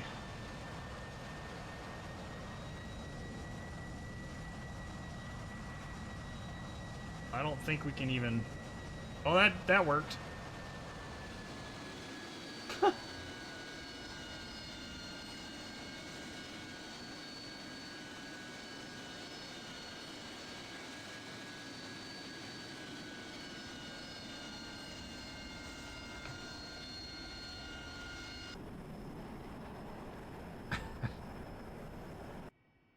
Alright, game. I'll be a complete goober. Okay. Guys all the way back, so we can taxi backwards.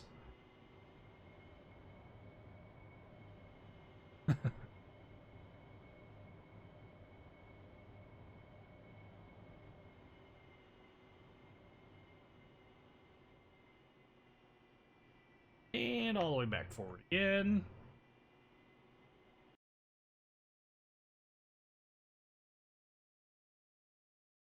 Need to take a left.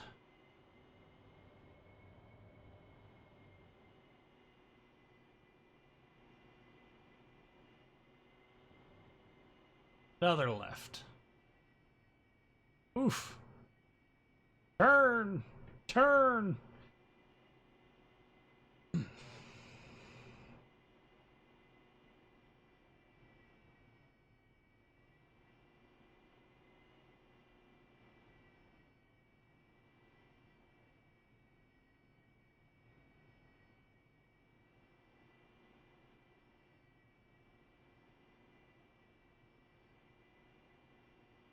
We actually ended up using a little bit of water on that stint there, which is really rather annoying. I better not crash. Fear not, comrade. For I do not crash willy-nilly. Except for when I crash willy-nilly. That's happened a couple of times.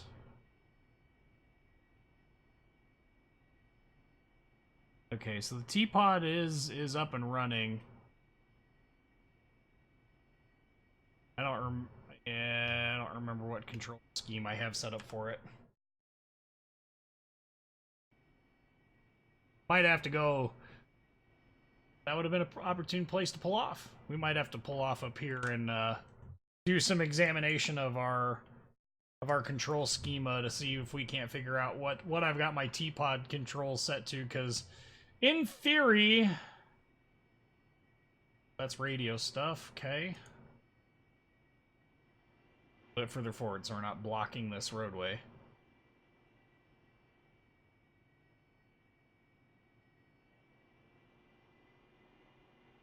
Thing requires a lot of thrust to taxi, which just seems weird to me. Feels really sticky on the ground.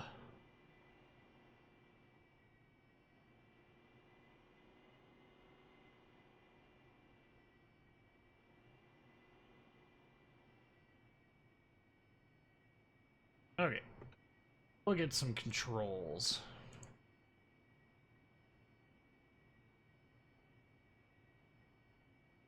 Right MCD, left MP.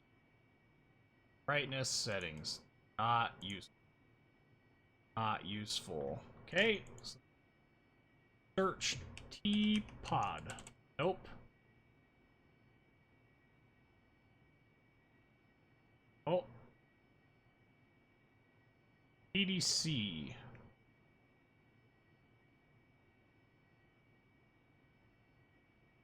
Let's, yeah.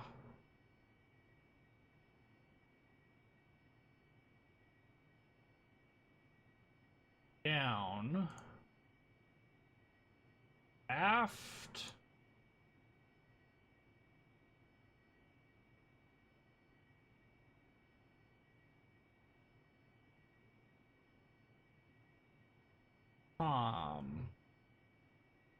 Let's change these now to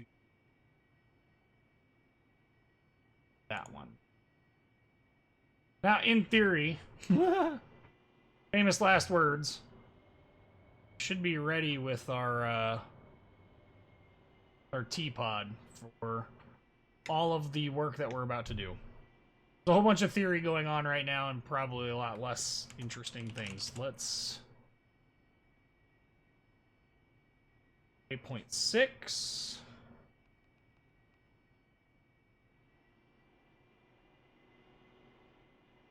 We're gonna do a rollout if we can. Looks like we can. Just gonna roll out onto the runway and take off like a bouse.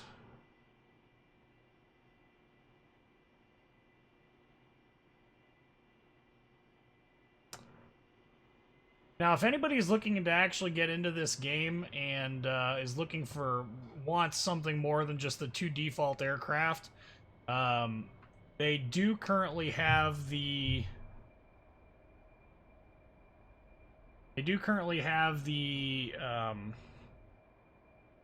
oh, hello. I'll get my English out here in a second. They do currently have a sale going on, which I recommend you check out if you're interested in that kind of, if you're interested in a sale.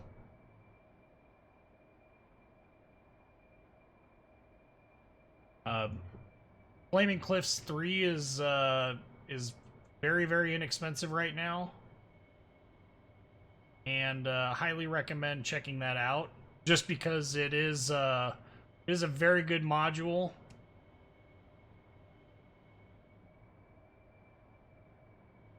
It does include a lot of aircraft as well.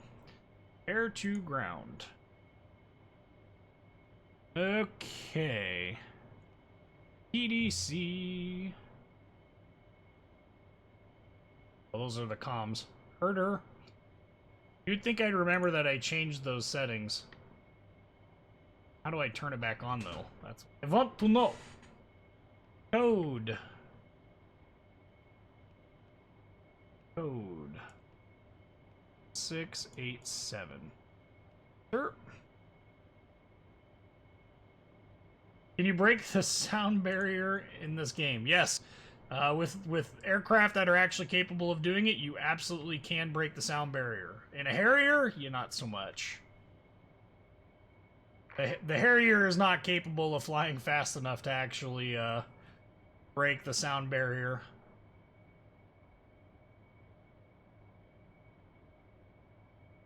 Why do we have... Why does it say 7 nautical miles to target?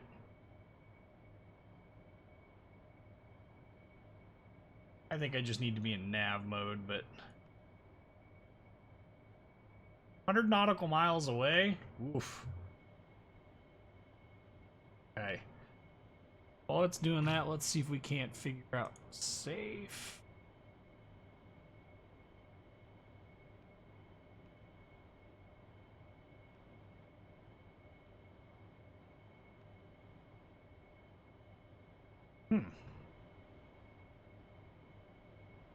And I gotta remember where my... all my...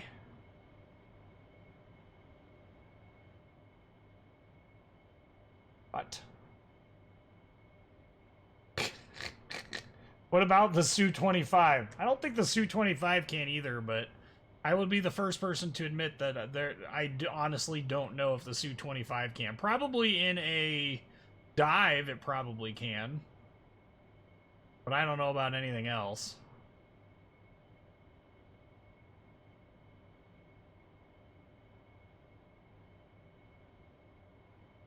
Okay. Stick. Maybe the teapot needs to be over here for me to use it.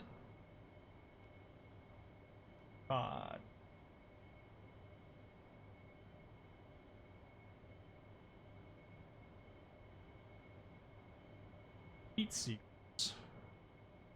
Let's take this. Let's go stores. Do that too. Nah. F.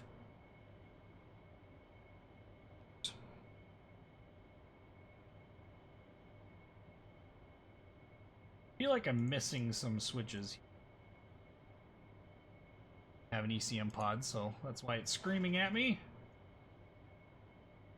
So...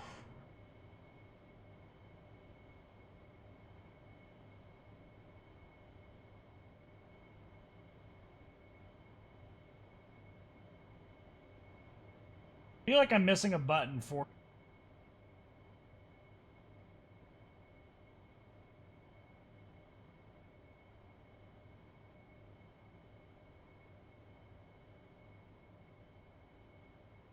left and right. We need to go down. Hey! Would you look at that?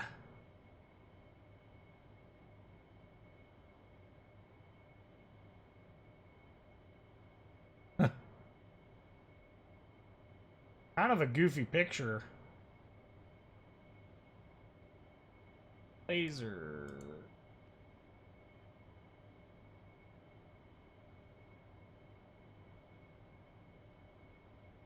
Through the aircraft.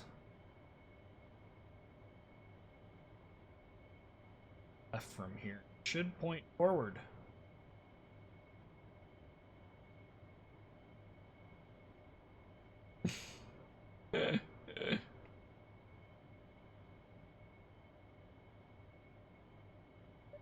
Pod is in the... Pod is currently aiming where it needs to. Perfect. Now there should be a... area track. I think if we can get a...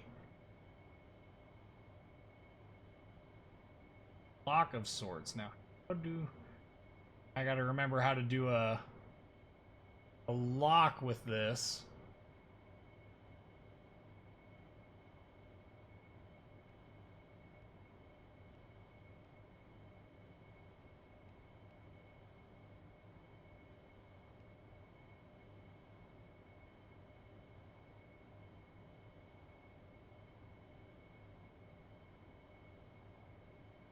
Safe. Armed! Ha ha ha ha ha!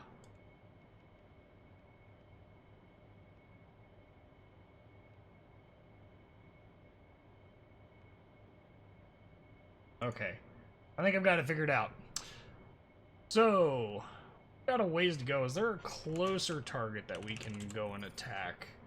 Naval units are DJ-19, waypoint 9. PHSD. That's just as far. At 1. Holy crap. All of these things are so far away. Well, this one's the closest. We're just on a long mission here.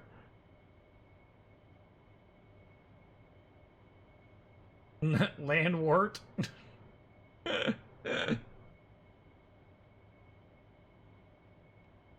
How long does this laser fire for? Boom.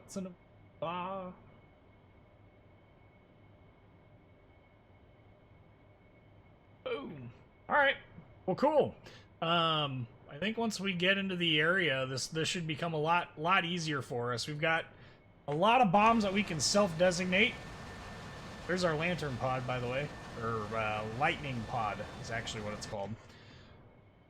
It is locked onto that building something fierce. Let's safe up our laser while we continue our flight. 17,000 feet. Just cruising along at a nice, very fast, just kidding, pace.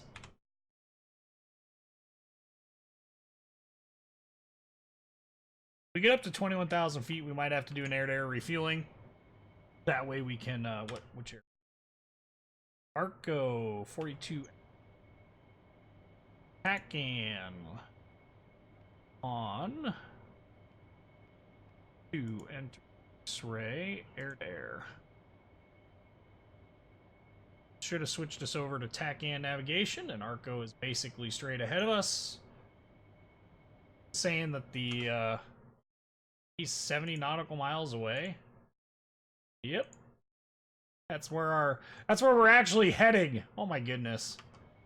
Alright, well. I guess.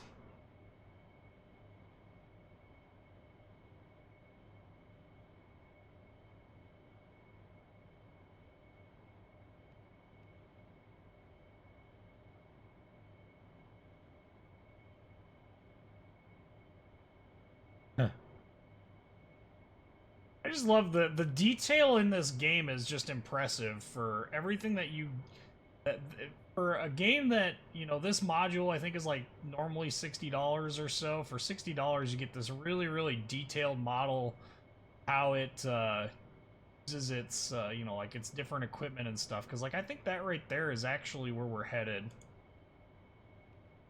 Yeah, yep. How far in we can zoom in this thing. That's actually at the airport.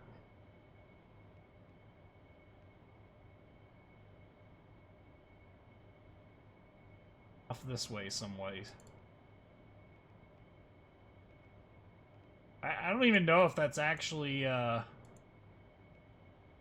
That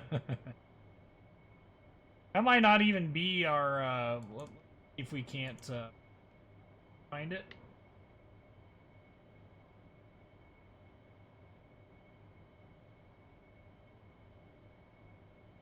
Might be too far for us to get a distance on. That's an airport ahead of us someplace. That might not even be... That might not even be anything but where we're headed. Or that's right here. Yeah, that's this right here. So we got a ways to go yet. But we can actually, you know, you can actually see... And all the way, we can actually see and lock onto a target. It's just impressive to me. Like, if this was a lantern pod on the F-14, there's no way in hell we would be able to even see that target, let alone make it out and identify it. And this is actually pretty dang good for, it looks like it's like a BMP of sorts. Striker? I'm guessing it's a Striker. Could never accomplish that on in a Tomcat. Just would never happen. Never happen. This is still giving me tack in. Let's go back to waypoint. 51 nautical miles. We got 5,400 pounds of fuel in total. Should be good for a little bit of loiter time, not a huge amount. Also, Razbam recently updated the cockpit on this so that it's actually it actually looks like it's been used. Some people were complaining about it. I think it's pretty dang good. All the dials and stuff are still readable. So, I mean, I don't know what people were complaining about. I don't think there's any valid reason to be complaining. Oh, starting to lose a bit of speed here. Was down just a wee bit.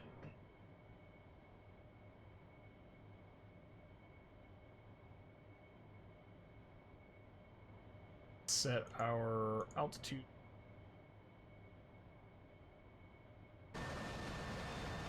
That's there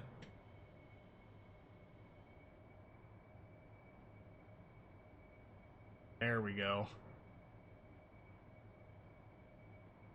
Help out a good bit. Our lantern pod here and point it out of the way.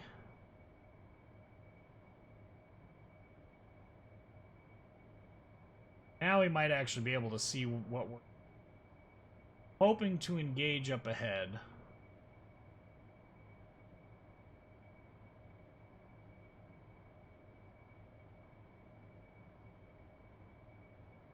Get a little bit further.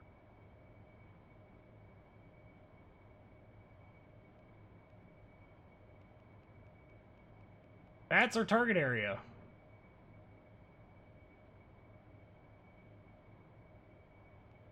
Hey.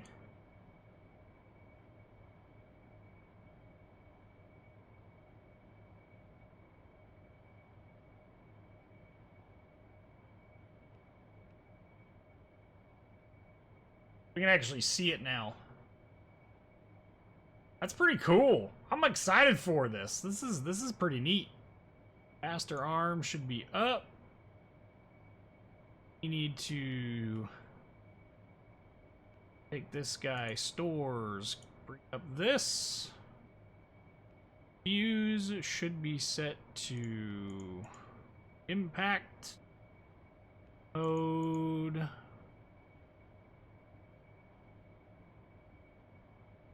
Hail.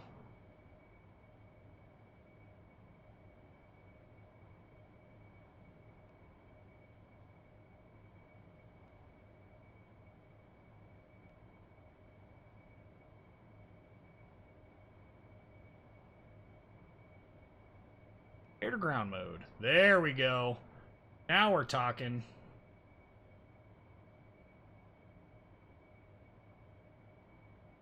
Should actually have a, yeah, we got a countdown timer, it looks like, to time to release towards we're over our objective up here. A bit. We'll let it do its thing though. We're going like super fast now.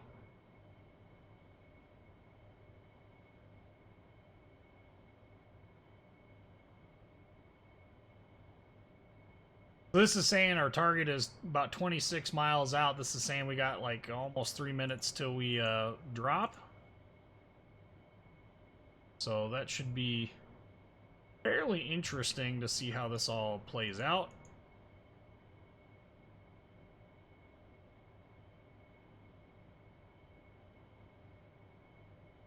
Let's just hope that this is actually what we need to be aiming at. It looks like it is.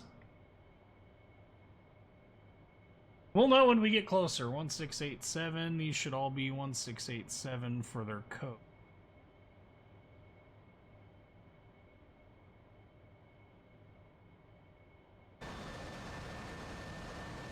God knows we got enough ordnance out there. Friggin' 10 bombs loaded up. We're loaded for bear here, ladies and gents. Using our laser pod here to track and engage targets.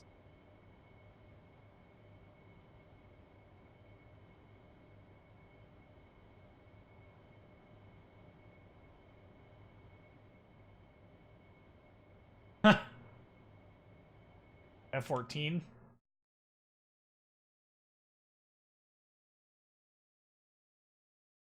Yeah.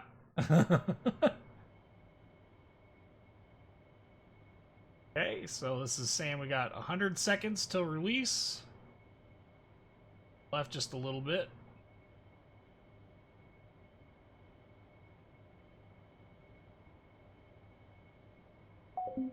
Sorry, dealing with the...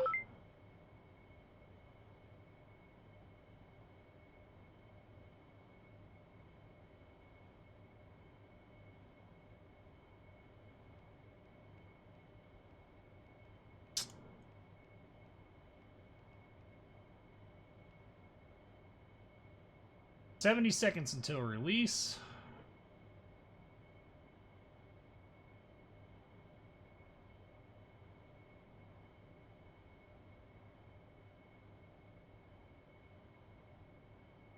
With how glide bomby this bomb is, we probably don't even need to be... Probably could pickle it right now and be good.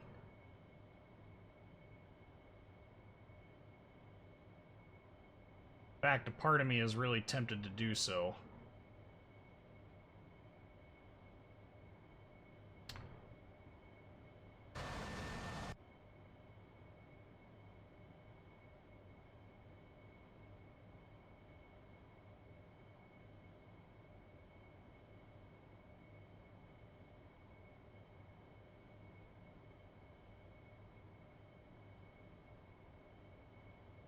Okay, it's locked on.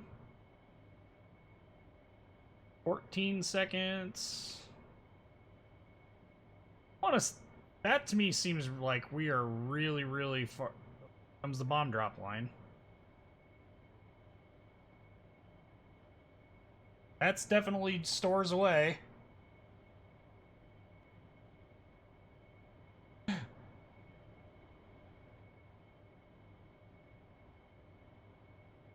See. It fires up. Yep. Cool. Our laser is currently going.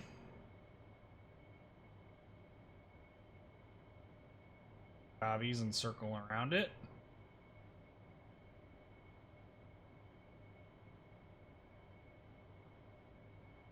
What our time to impact is. Boom! Doesn't matter. Nice. Should have gotten ourselves some, yep. Got ourselves some ground kills there. Whole whopping 3 of them. Huzzah. So if this is what, this must be what it feels like to be a, you know, Harrier pilot at high altitude, just just burning through.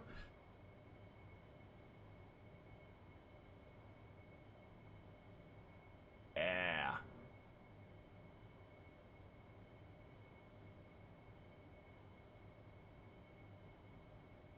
Craft is masking it.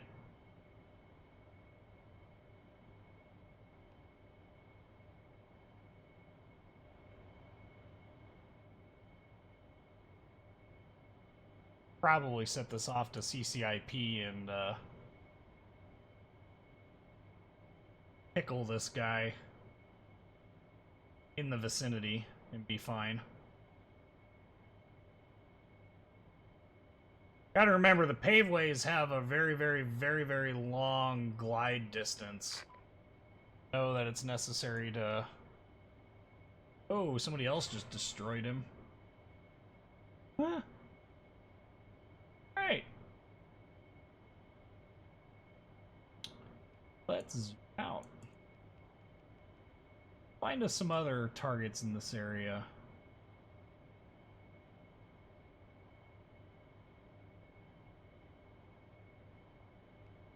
That guy. Is that a target or is that a crater? That's a crater.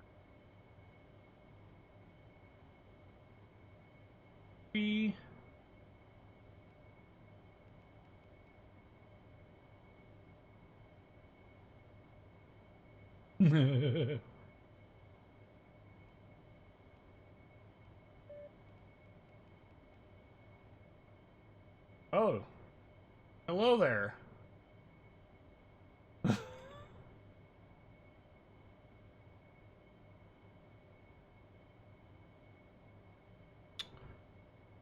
Did this mission end? Is that what just happened?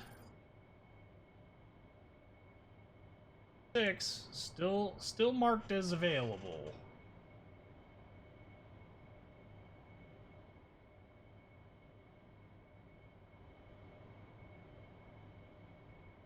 Like they're all in the city now. Boy! Your flight control. Zero that out. That's annoying. Ow!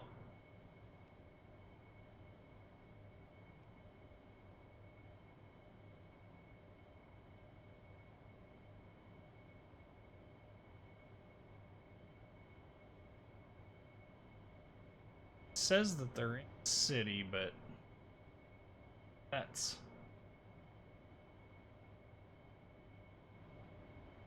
back around here. You can actually see where previous impacts are at, so I mean we should be able to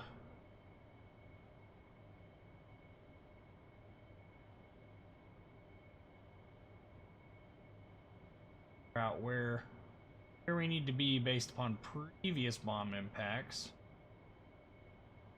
Previous one. Hello, aircraft.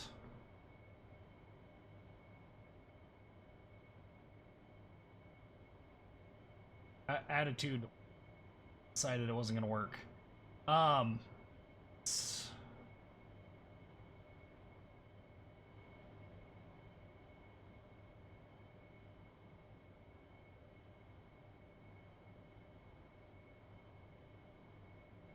Gotta be right up more. There.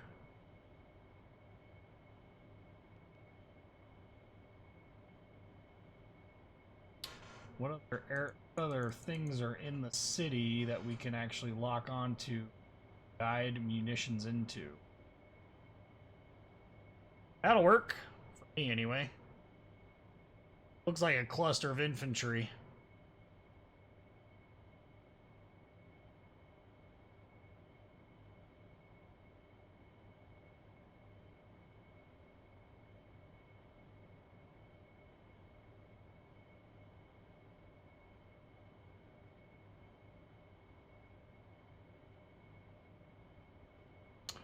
And weapon is away. Firing my laser beams.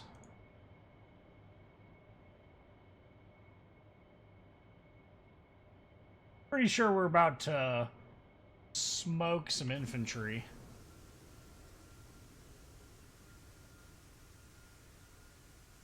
This should. Laser is impacting to boom. Yeah, we got 17, so we went up 14. We got 14 kills with 1,000 pound bomb, or 12. I think they're 500s. Yeah, they look like 500s.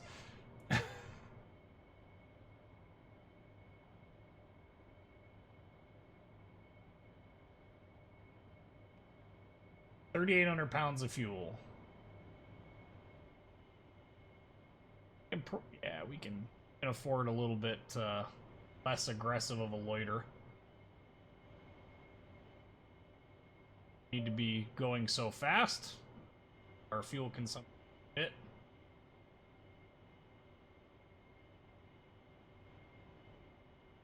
Let's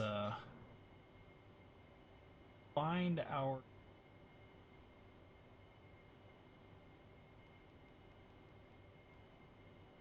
Looks like it's another infantry squad, so we'll roll back in around.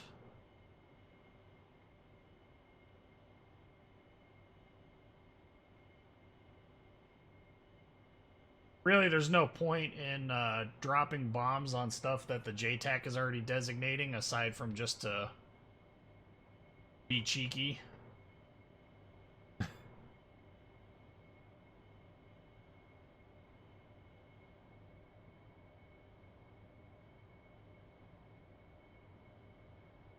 Would like to drop it on something else, but you know, you get what you get. Sometimes it's hard, especially on a server like this, where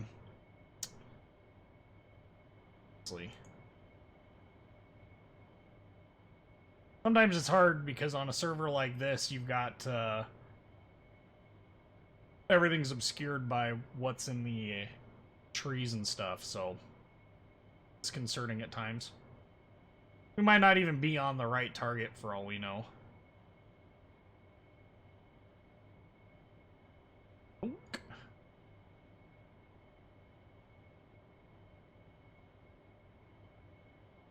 Fire our laser beams. What it's locked onto down there. We could just be blowing up a tree for all I know.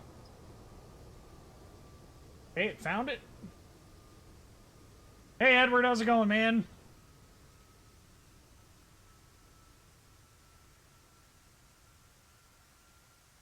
I think we're gonna blow up a tree.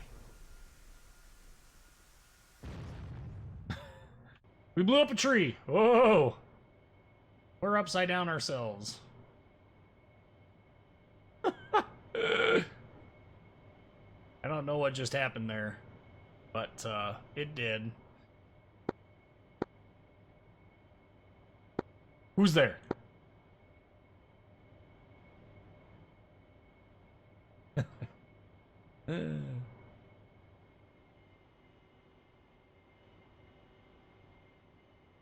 We're actually doing this the hard way because we could have our code set to 1686 and then we just drop on whatever it is their laser is telling, or the JTAC laser telling us to. But honestly, what fun is that? I mean, seriously, more fun to drop our own ordnance. Okay, so we've got to pan down. Ooh, yeah, looks like we're gonna be dropping some more very inexpensive ordnance on infantry. Because, you know, that's the way this game rolls.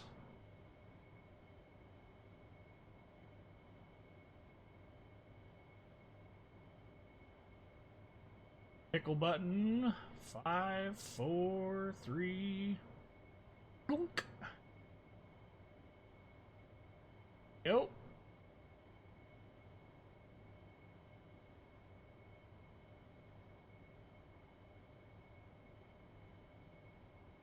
I wish it would give you a time to impact. That would be a handy feature to have. Because the lantern pod gives you time to impact. Boom! We are doing some ground pounding. 32 infantry dead. Out a bit.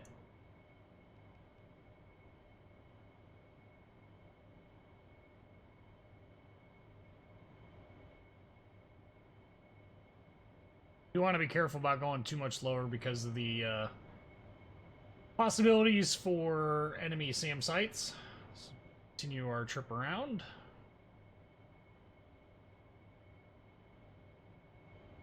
Pounds of fuel. Doing pretty good at sipping fuel right now.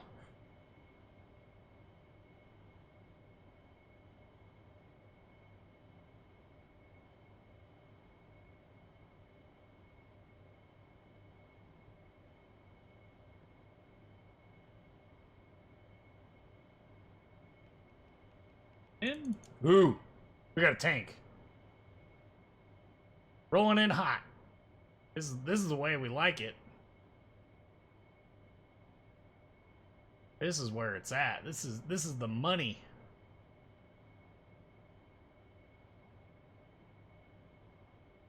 What our aircraft was designed for, dropping bombs on these guys and just going.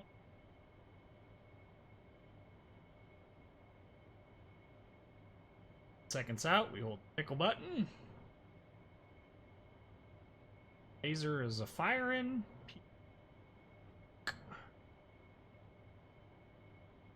Out the piece. Laser should be firing, so we should be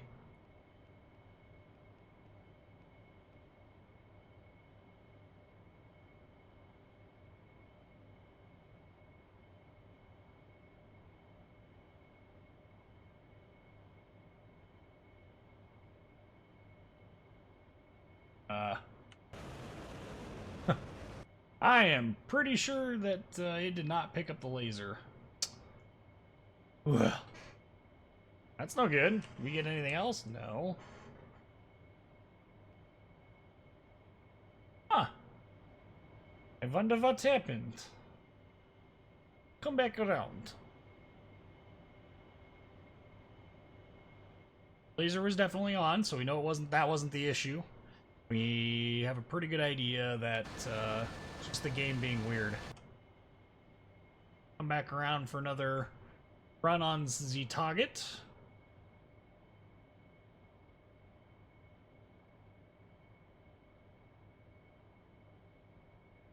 I've always enjoyed playing the Harrier. This thing is just a riot. I bet the A10 is pretty good too. All right. Maybe we're just flying just a little too far off the line here, and it wasn't really appreciating my sentiment. Button. Bomb release is coming down. Pickle. Laser.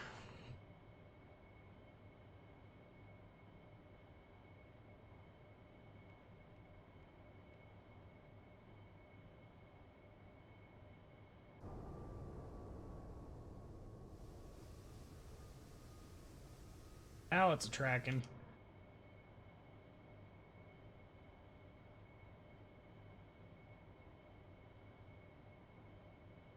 Kaboom! I did the Tomcat for the first part of this, Jeff, but I decided to switch it up because I've been messing around with the Tomcat for so long. I wanted to remember what it was like to fly a different aircraft. Specifically, since all the Through the Inferno stuff is all air to ground again, because the Tomcats have basically made the air-to-air mission obsolete. I mean, granted, there's a Su-33 that's out there, so maybe I shouldn't be, maybe I shouldn't give up entirely on this idea. 124 radar check. Read you looking chicken. Charlie 124. Raven 10 inbound to waypoint 6 for air to ground. Copy that. Just be advised I'm in the area with like 687, lasing my own target. Is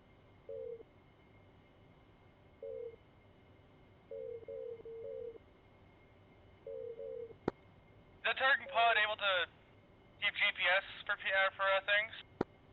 For JDAM? On the Tomcat?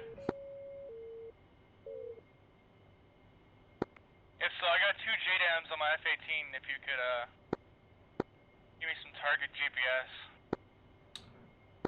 I believe I can actually. Let me targets for you. Awesome, let's try it. I'm actually flying in a Harrier. I'm inbound, I got my JDAMs warming up.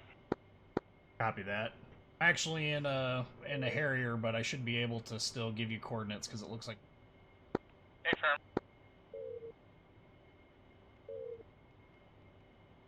That's a house. We do not want to drop a JDAM on a house. That looks like a target. That is in fact a target.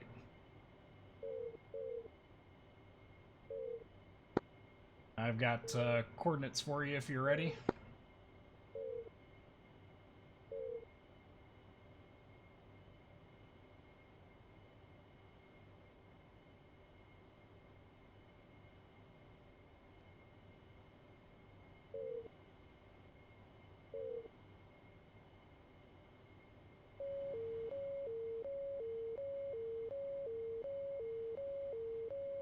That's so.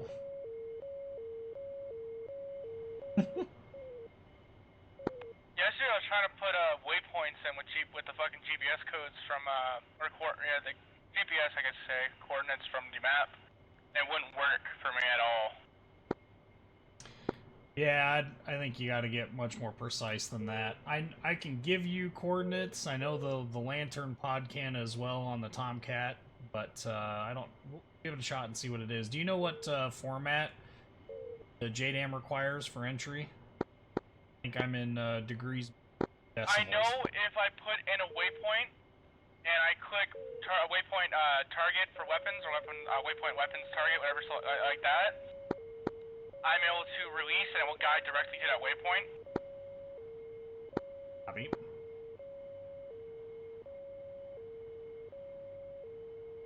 Let me know when you're ready. I can at least give you the coordinates so that you can write it down. I'm a good distance out, so my JDAMs are now operational.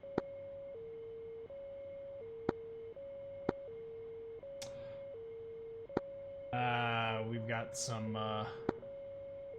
233s operating in the area that are going to be a problem. Hey firm, I brought Sparrows and AIM-9s. I've got AIM-9s, but I'm 99.9% sure he's going to kill me. I can throw an afterburner and be there in not too long. He's 28.5 nautical miles out. He's 71 from me. Carrier on station, waypoint.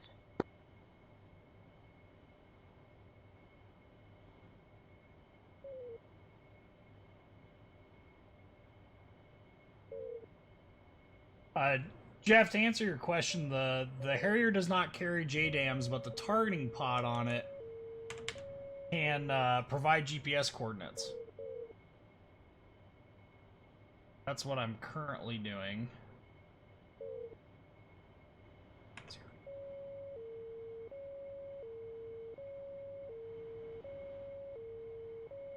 Oh, herder.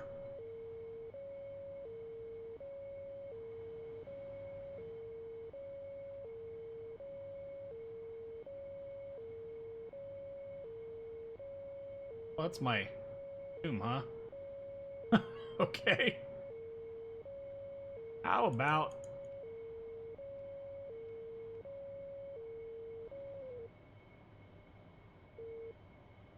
Oh, the tone knob is around here somewhere.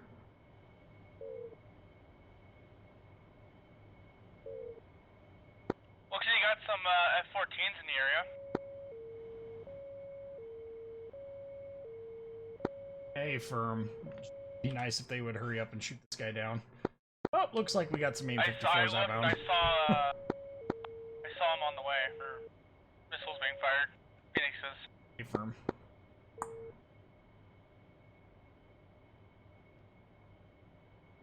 Whoa! What is going on here?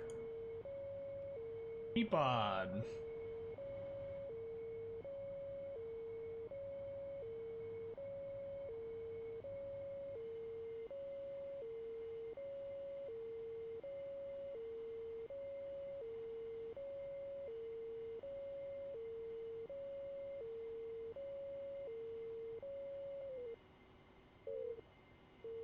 Okay, I'm actually able to put in lat, long, everything like that. Copy. You ready? I'm close to. If you want to pass me coordinates to a target, I can definitely come and drop one. Copy. I'll just type them into chat. Hey, firm, thank you.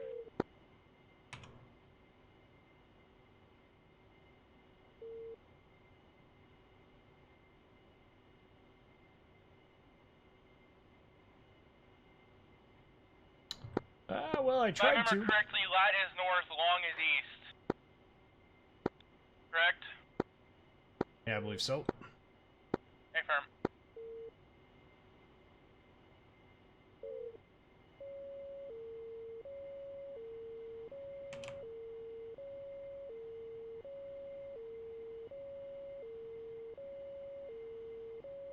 Yeah, it's not letting me actually type it in. It must think it's an IP address.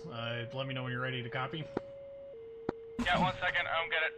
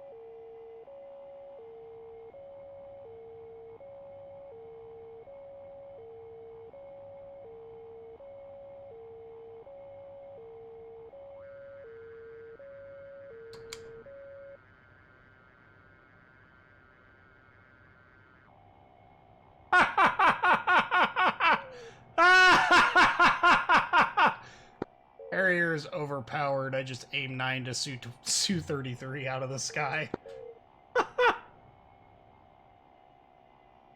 Well, that was an interesting little fight.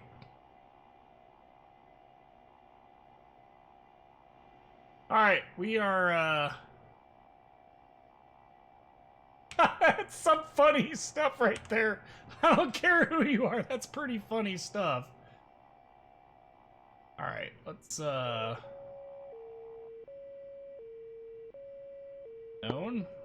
I don't think mode PP is working, I'm not exactly sure. Doesn't seem like it's working, though. Oh.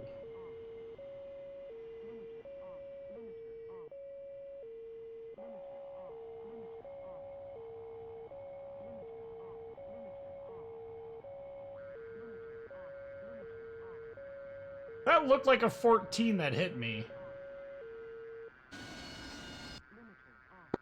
What maybe we'll do is, put in coordinates for a waypoint. Try and do that way.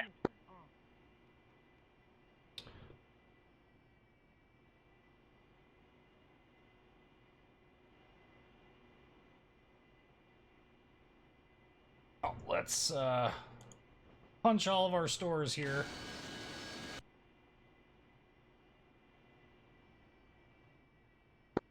Alright, I'm probably gonna get shot down here by a friendly, because I just took a missile from a friendly, I'm pretty sure.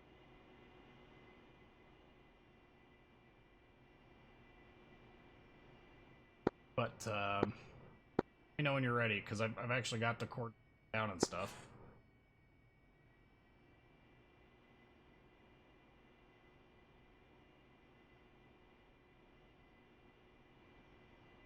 What's the elevation? That I don't know. I'm gonna guess not high. Give me 1 second. Sorry, you're cutting out what? Give me 1 second.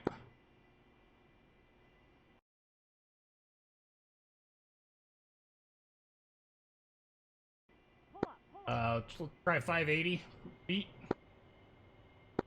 Really high to me, but we'll get a shot.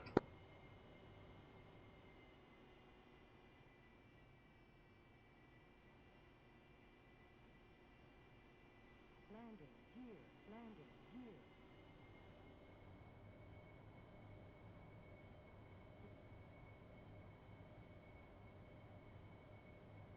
1050 doesn't cut it, thinking of upgrade.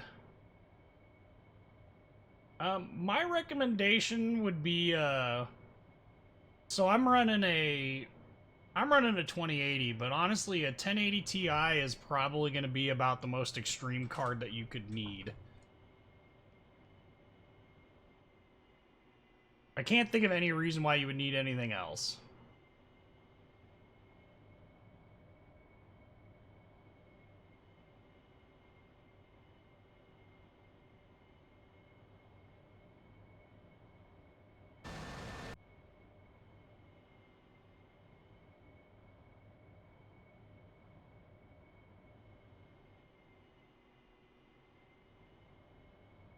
Power, power. Oof. Well, we knows that one.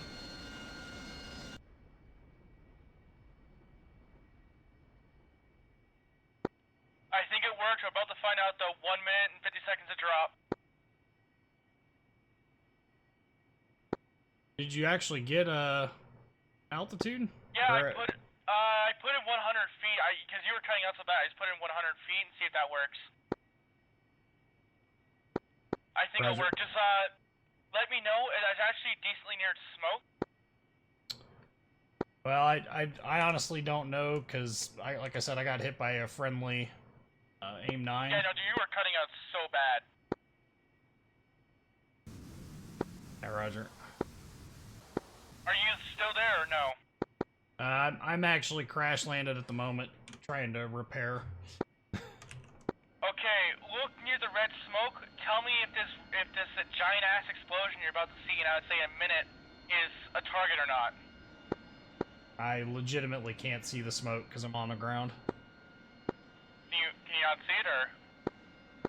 I can just barely see the smoke over the horizon. Yeah, but you'll see the bigger explosion. Trust me, you'll see the explosion. Okay. It's like a 5,000, 4,000, it's like 2,000 pound bomb, something like that. You'll see it.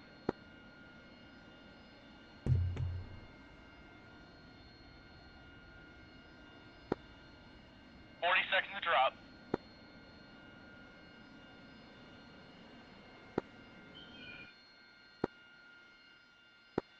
Hey, it's Apollo on 124. What waypoint are you guys hitting right now?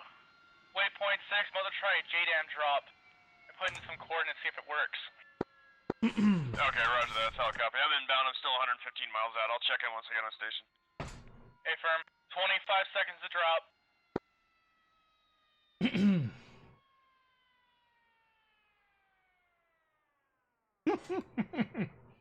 uh, 15.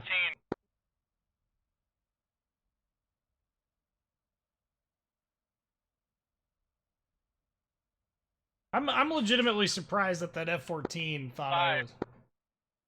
Pickle.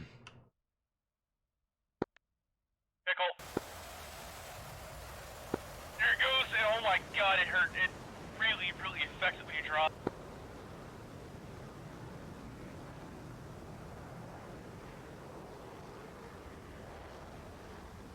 Hey, firm. I'm watching it on F6 view. See if it ends up hitting. See if it hits the target.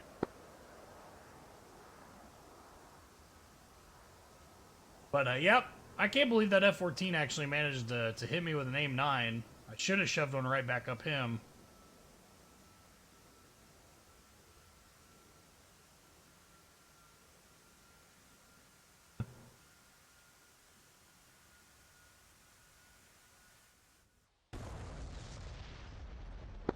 Don't believe we got anything with that. Wasn't on a target, but it was close. Close only counts with horseshoes and hand grenades, sometimes nukes. The thing is with this is you can give me coordinates, I'll put them exactly incorrectly. I'll put them exactly how you set them to me, but they will change to how it thinks it's supposed to be put in. Well, I think they're supposed to go in, say it's degrees, minutes, seconds, but I'm in decimals on my T-pod, so I don't know if that's part of the problem or if there's something. I'm not sure.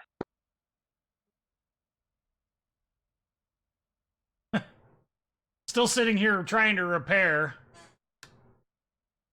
That'll be a minute before I can get fully up and repaired, so I'll let you know when I'm back up, though.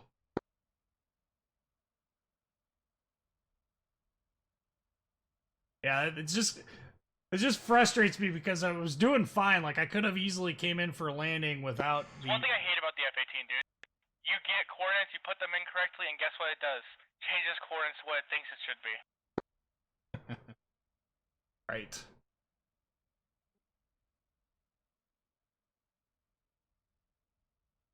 But anyway, I really dislike how we'll occasionally get friendly fire like that, and I just could have done without that. I could have legitimately done without that. Would have saved me the 170 seconds that I'm currently being forced to take to repair, you know, damage that I should have taken in the first place, had he not decided that he was going to, you know, throw me into the freaking ground of sorts. I don't think the T-pod jettisons with an emergency. No, it doesn't. Okay, so it's still there. Aircraft finished being repaired. I'm just gonna drop this one, and I'm gonna run with Mavs and see if I can get a target kill with that.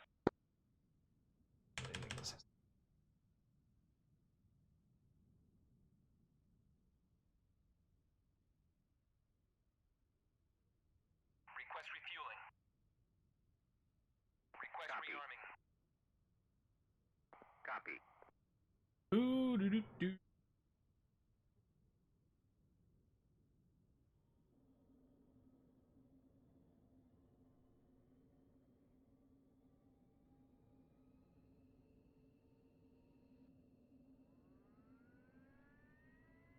Spinning.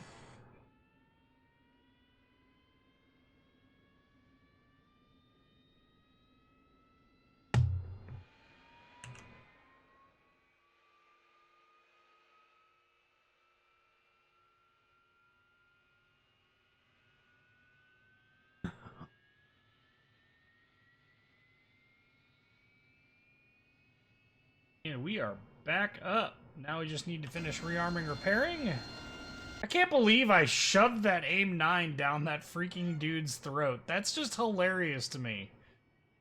Like, I just see this aircraft up above, and then it just all of a sudden just shoved it down his throat. I've done that so many times in this aircraft, it's not even funny. The gun kill, I got a freaking gun kill with the Harrier against an F5. I mean, it's just absurd to me. Like, this aircraft isn't that good. Like, what the heck? Whatever. I wonder if our INS is still a-okay. It is. I think we're pretty dang close. What heading is this runway? 6. So, yeah, it's pretty close. Rifle.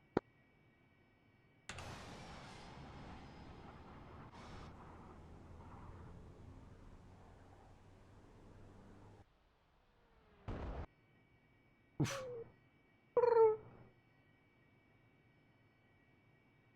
This waypoint should be pretty clean and done.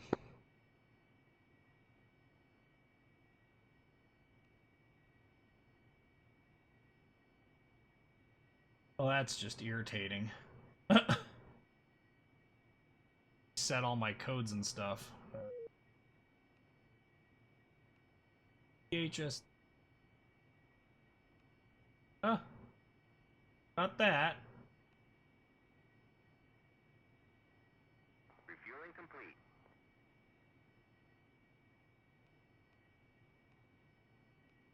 Alright, well. We're rearming, so maybe now we can be able to get some... Rifle.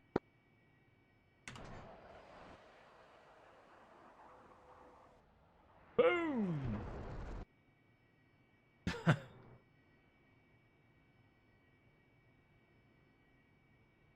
Starting to see some bomb loads go up.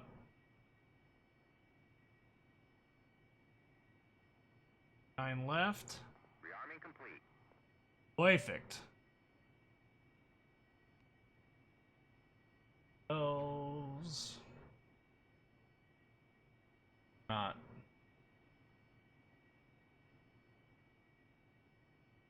What are you screaming? NS and skid.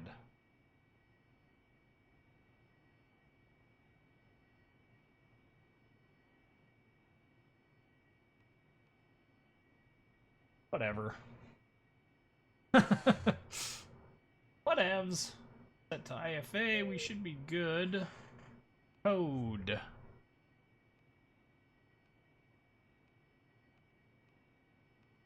Seven. Really?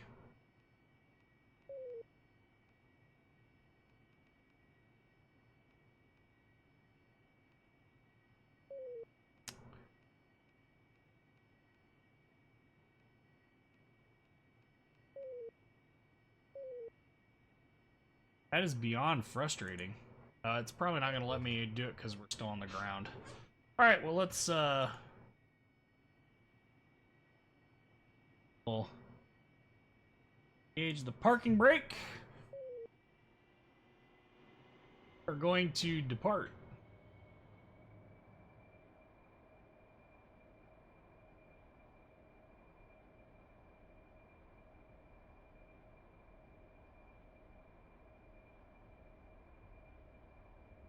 Whoa!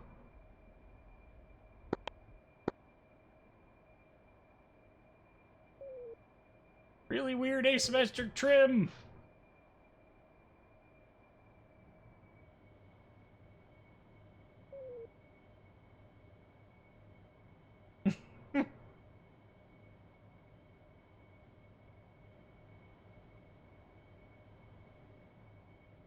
I forgot what I was looking for here. Oh, hey, hey, hey, hey. Oh, I know what I was looking for.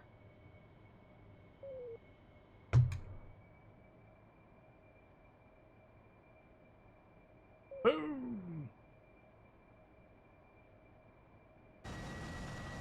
Gear up! I knew I was forgetting something. Apparently it's very easy to forget.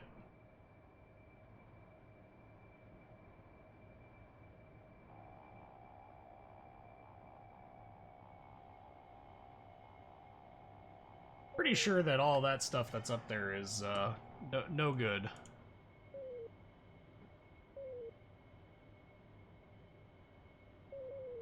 Code.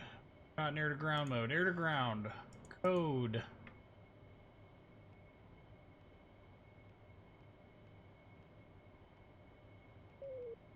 Oh, good. Oh, no. Need 1687. And now, if I get my T-pod, we go back to this, we go back to standby. Oh, it's freaking not ready. Meanwhile, we're loaded up with ordnance again, and there's F5s flying around 20 nautical miles out. Any other aircraft in the area that can actually engage them? F-14. Good. They can't figure out how to do this, then they don't deserve their title. Just saying.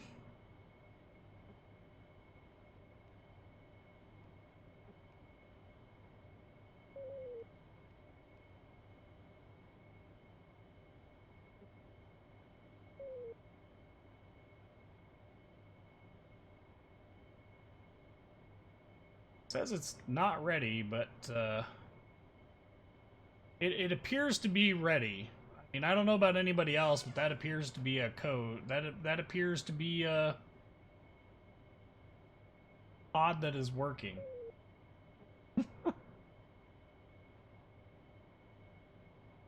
Not saying it's perfect, but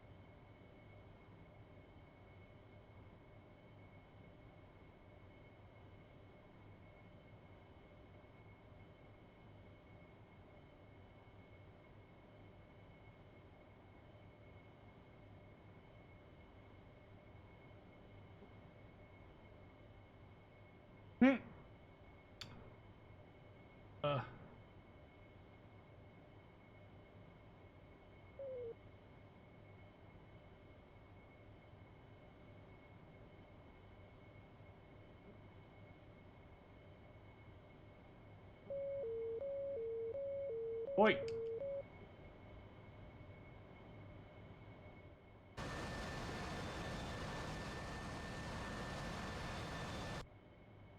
I gotta remember too that the ECM on this is actually a little bit more, a little bit crazier, because the Harrier has a chaff and flare program is go to EM. We need to go flare and chaff. Now, there we go. Now our lantern pod is ready. Let's cycle this guy back around here and see if we can get it. Are you still in the area with JDAMs?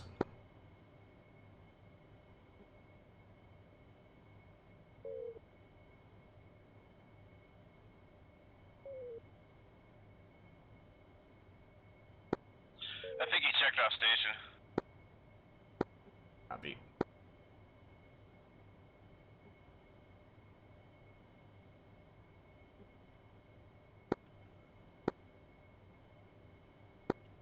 I got 4 GV-12s and 2 MAVs. I can drop on waypoint 6 now.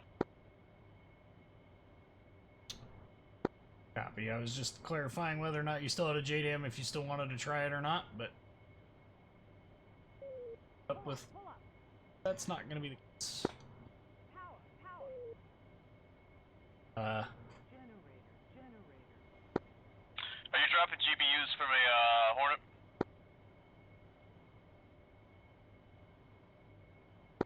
That being reference to Whoever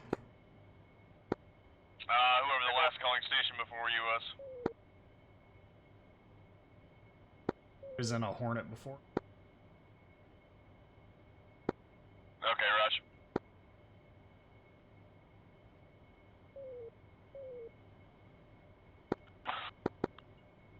I'm checking on station waypoint 6, call sign Apollo. I'm in a Harrier. 5GBU 12's laser code is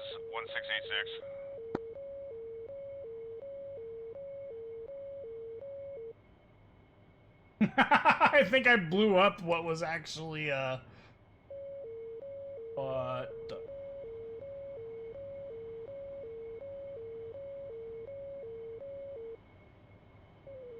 Always gotta be careful around here. You never know what's actually targeting you.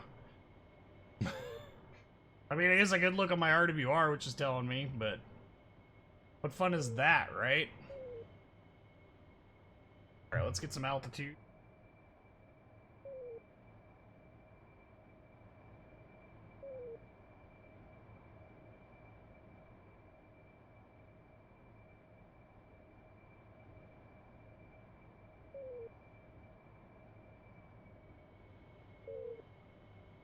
Is there another whiskey on here? Maybe, I don't know. Alright, let's roll back in.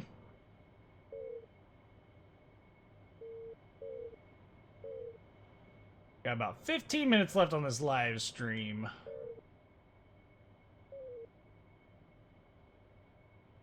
I have no idea which of those two smoke clouds is legit.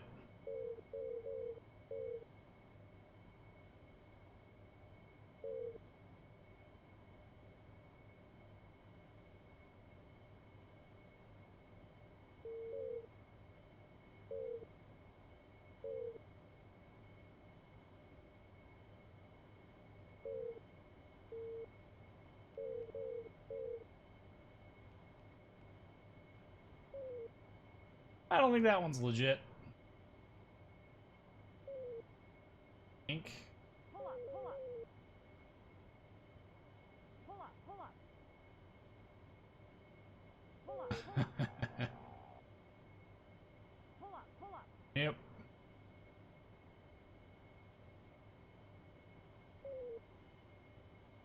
Not be that guy and get ourselves killed.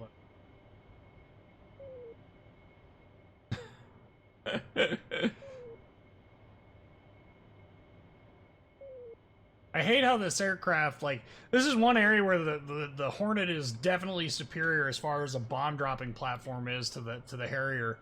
The fly-by-wire system trims out the stupid freaking roll post bomb release on this.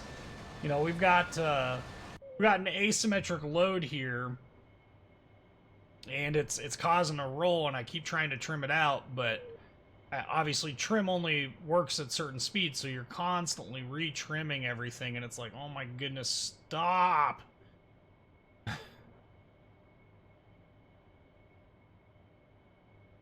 Okay, so let's... Whoa, we are really slow right now. I don't know why. Oh, somebody's trying to call me on Steam. That's nice. Go away. That was Sko that's actually trying to call me. Of course, right as I'm still in the middle of the live stream, so go away. I shall taunt you a second time.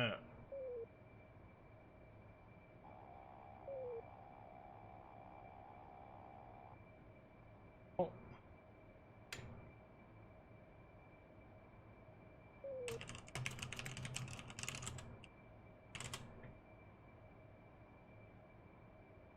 Okay, well, for whatever reason our teapot is not allowing me to,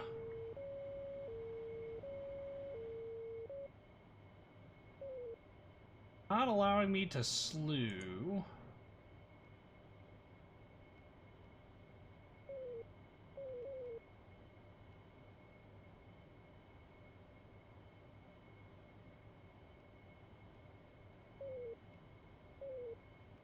Like it's locked to the datum line.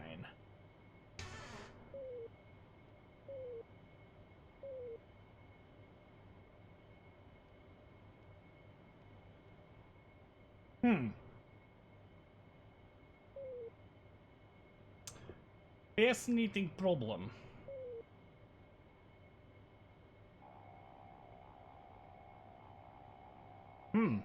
Wide acquisition. fascinating. Air to ground. Now it's doing it. Alright, I was in the wrong mode. That's what was going on. Horner's also a bit heavier too, so the area is just screwed when you're uneven. There's a fair bit of truth to that as well. But I don't think there's a real fair way to word it.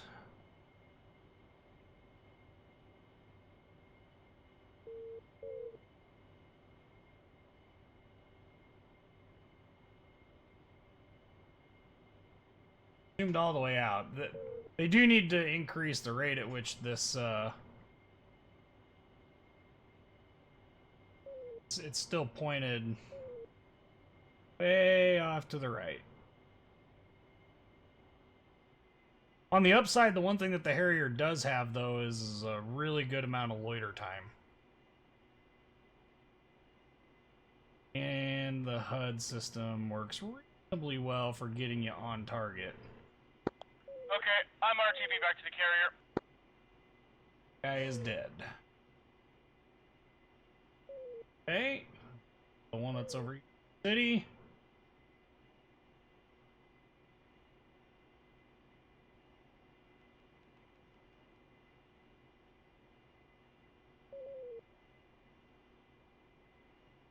Come on.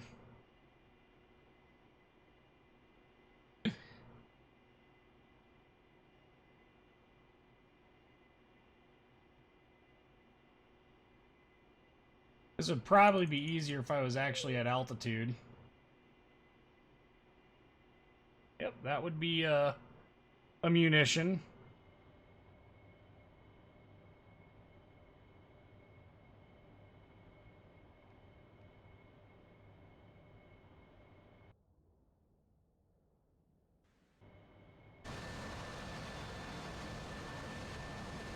Oh yeah, we definitely did not just pickle. That's annoying! I'm killing you, comrade! A-10 is the king of loiter time, but Harrier is good. Man, I think even the Tomcat would give the Tomcat would give the A-10 a good run for its money. I legitimately do.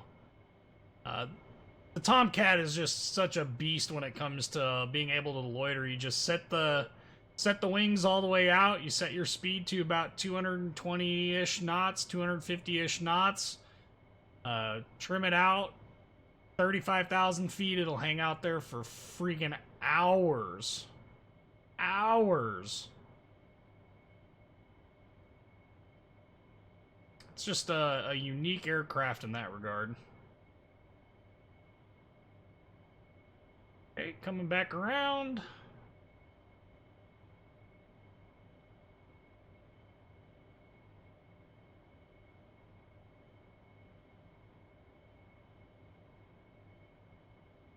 Whoa.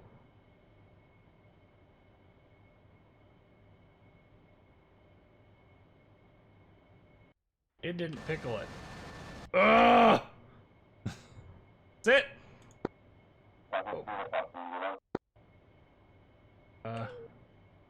Oh, somebody else hit it. Back out. There's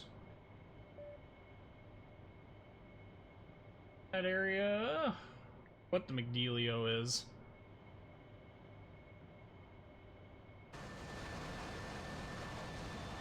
Well, you can actually see the wing vapors over the leading edge. That's pretty neat. Tomcat is good at high altitude, but you see what you're shooting out the A-10 better, and the A-10 can take fuel. That's true. We also don't have the version of the lantern pod on the Tomcat that the late model Tomcats would have had. That would actually be a significant help to the Tomcat's combat capabilities. The lantern pod that we have now is the first one with really rather piss poor resolution. There's a version of it called the Lantern 35,000, which is designed for 35,000 foot altitude. Just a much better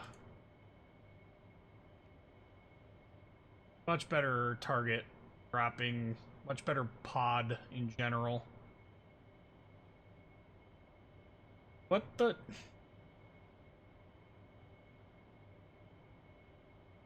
Not gonna pickle me bombs. I'm gonna be really, really pissed. Doors. Impact. Everything is there. Why are you not dropping ordnance? Ugh. Flying around in circles. You run DCS on 4K max settings, watching your game noticeably crisper than yours. Nope, mine is 1080p, man.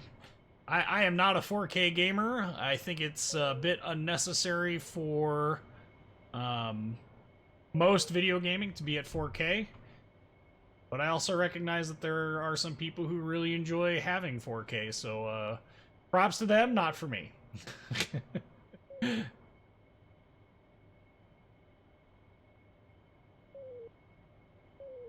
I'm also firmly in the poor camp, so if I ever get Land Warrior levels of FU money, maybe someday I'll invest in 4K, but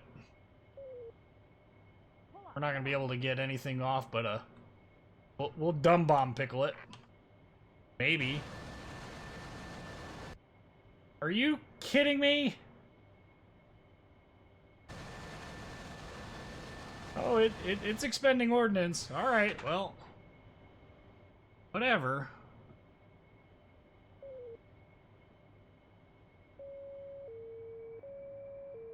Let's put some altitude on here while we get up in altitude again. Please give us the opportunity. Ooh. Which of these is actually the one that I need to be worried about?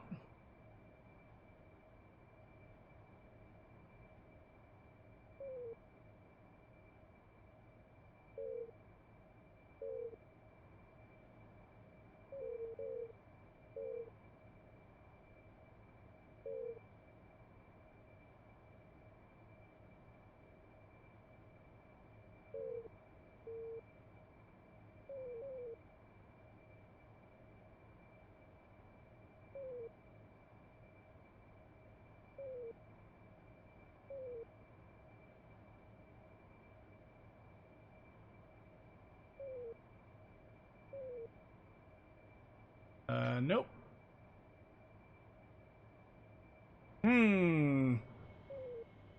I have no idea what's left in this area because of all the smoke.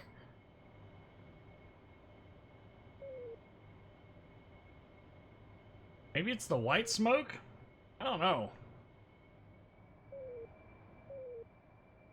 Let's go back and get some altitude.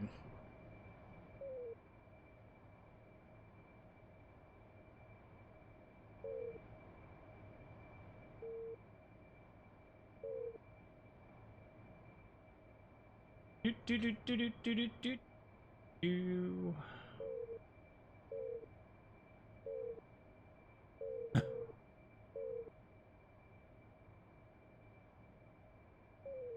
What? Cool. It's really all about trying to find targets in this thing. So even with the targeting pod, you know, it's super freaking hard to.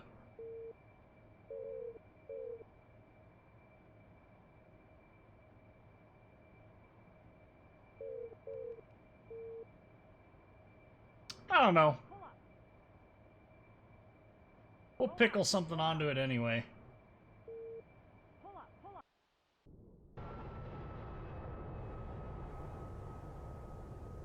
Nothing there. Okay. Well, at least now we know. That's not the horse that we were looking for.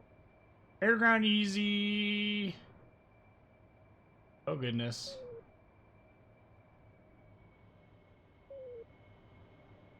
Ground activity sighted.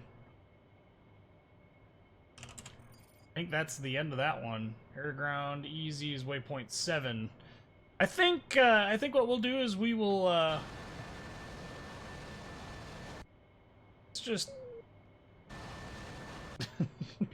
we'll just emergency jettison some bombs here, and we'll oh, why that decided it wasn't gonna keep. Let's take this to the EHSD. let's get our flight controls. Perfect. There we go. Okay, so let's look up our waypoints here. Tarawa, which is 9 X-ray on tech. 9 enter. Don't need air to air. Nav mode and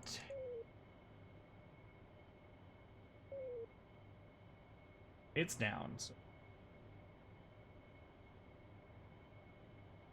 9YAA, 9Y.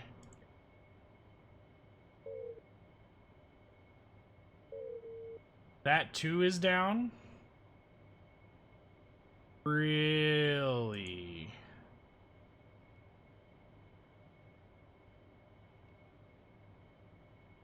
Impressive. Well, apparently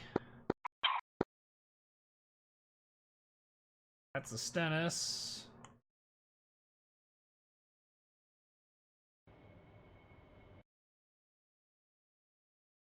Tarawa. It's here. It's straight south of us. 180. Coming left to 180. We'll land. We'll touch this gal down on the carrier, and then we will call it that for night. Oh, I killed more than the tree there, man. That was, in fact, that was a lot more than a tree.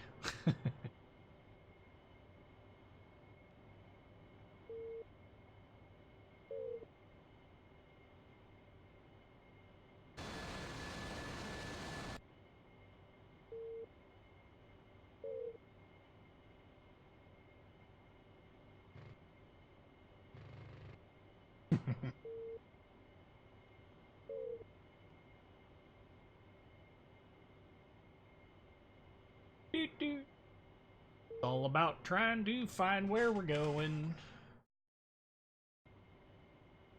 There he is.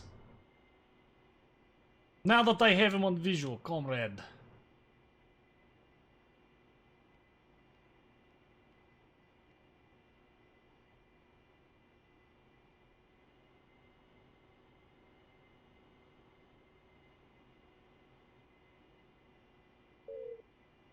This is going to be interesting, just for a multitude of reasons.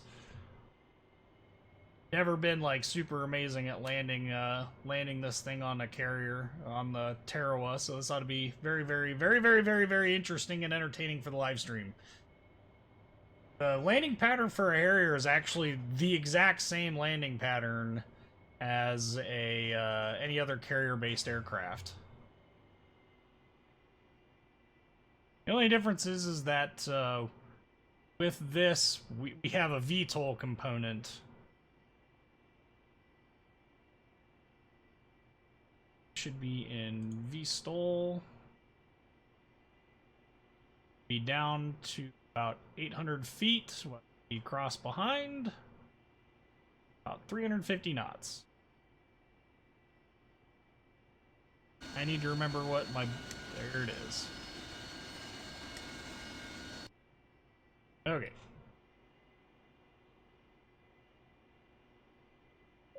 We don't want to trim anything just yet because we definitely want to make sure that we've got everything at the correct altitude. Plus, we want to be in full-on landing configuration when we start trimming this thing out because it's going to be a rough time otherwise. Not quite going the right speed. A bit. Thankfully, we're really, really light, so it's not too much of an issue. Not doing a shit hot brake, so we will carry this out just a little bit. And now we will go. It's coming down.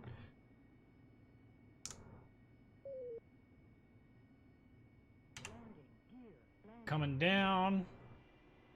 This guy in this mode. Want to start stepping everything down. Oh, shit.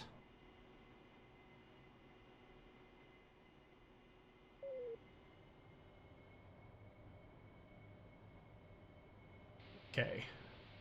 We want to start slowly but surely stepping our nozzles down as we come around. As soon as we get to the back end of the ship here, we are then going to turn in. We're a little on the low side, but it's okay.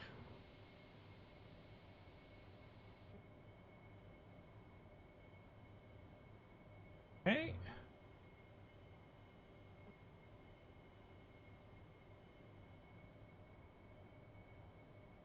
Still coming around.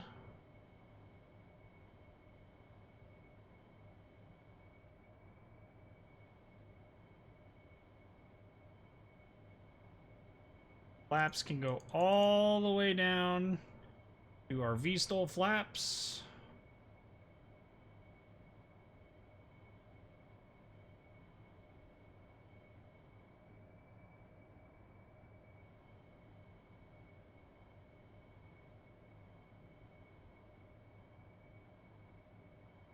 Okay.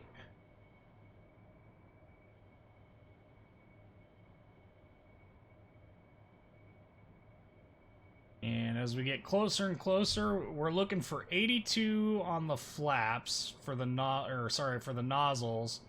That is hover stops. That's where we officially need to be. As we get closer and closer to the aircraft carrier here, I'm going to start stepping the nozzles down. We're going to be at about 70-ish on approach. All right, just a little bit. Let's.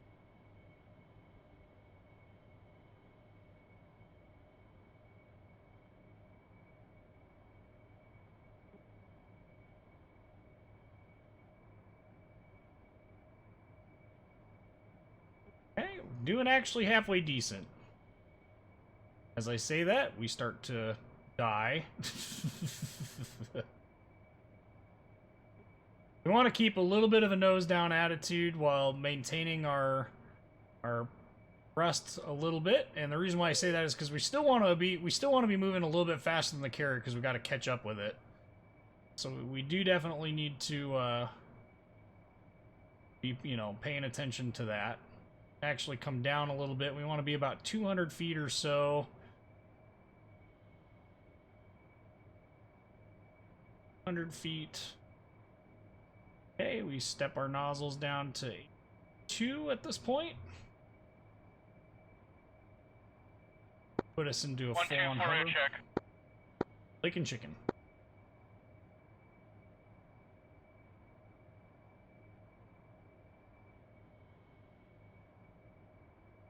Okay. At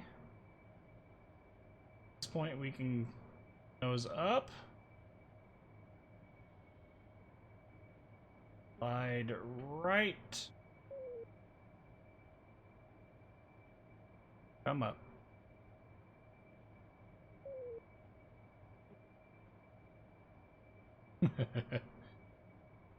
Okay, sliding right.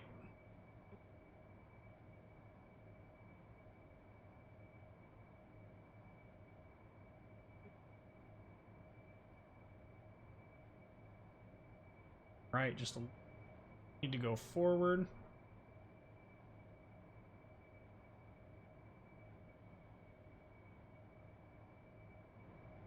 We're landing a bit aft. It's okay. Down we go. There we go. And now we're on the deck of the Tarawa. We landed a bit further aft. Ideally, we want to be in about this position when we land, but I don't mind landing all the way back here. Okay, so let's cut this over to our stream schedule. So our next live stream is tentatively scheduled for the 27th at 6 p.m. Central Standard Time. I obviously will not make any guarantees about that because I do have a race that day. Hopefully I'll be back.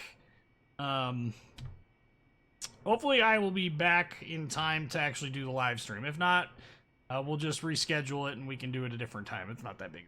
So if you haven't already checked out the Discord server, there's a link to that in the description to this video. Obviously, highly recommend checking that out. And I hope to see you guys on the next live stream. Anyway, I'm Whiskey11, signing us out of the Gaming Lounge. Like, comment, subscribe if you haven't already. And thanks for watching.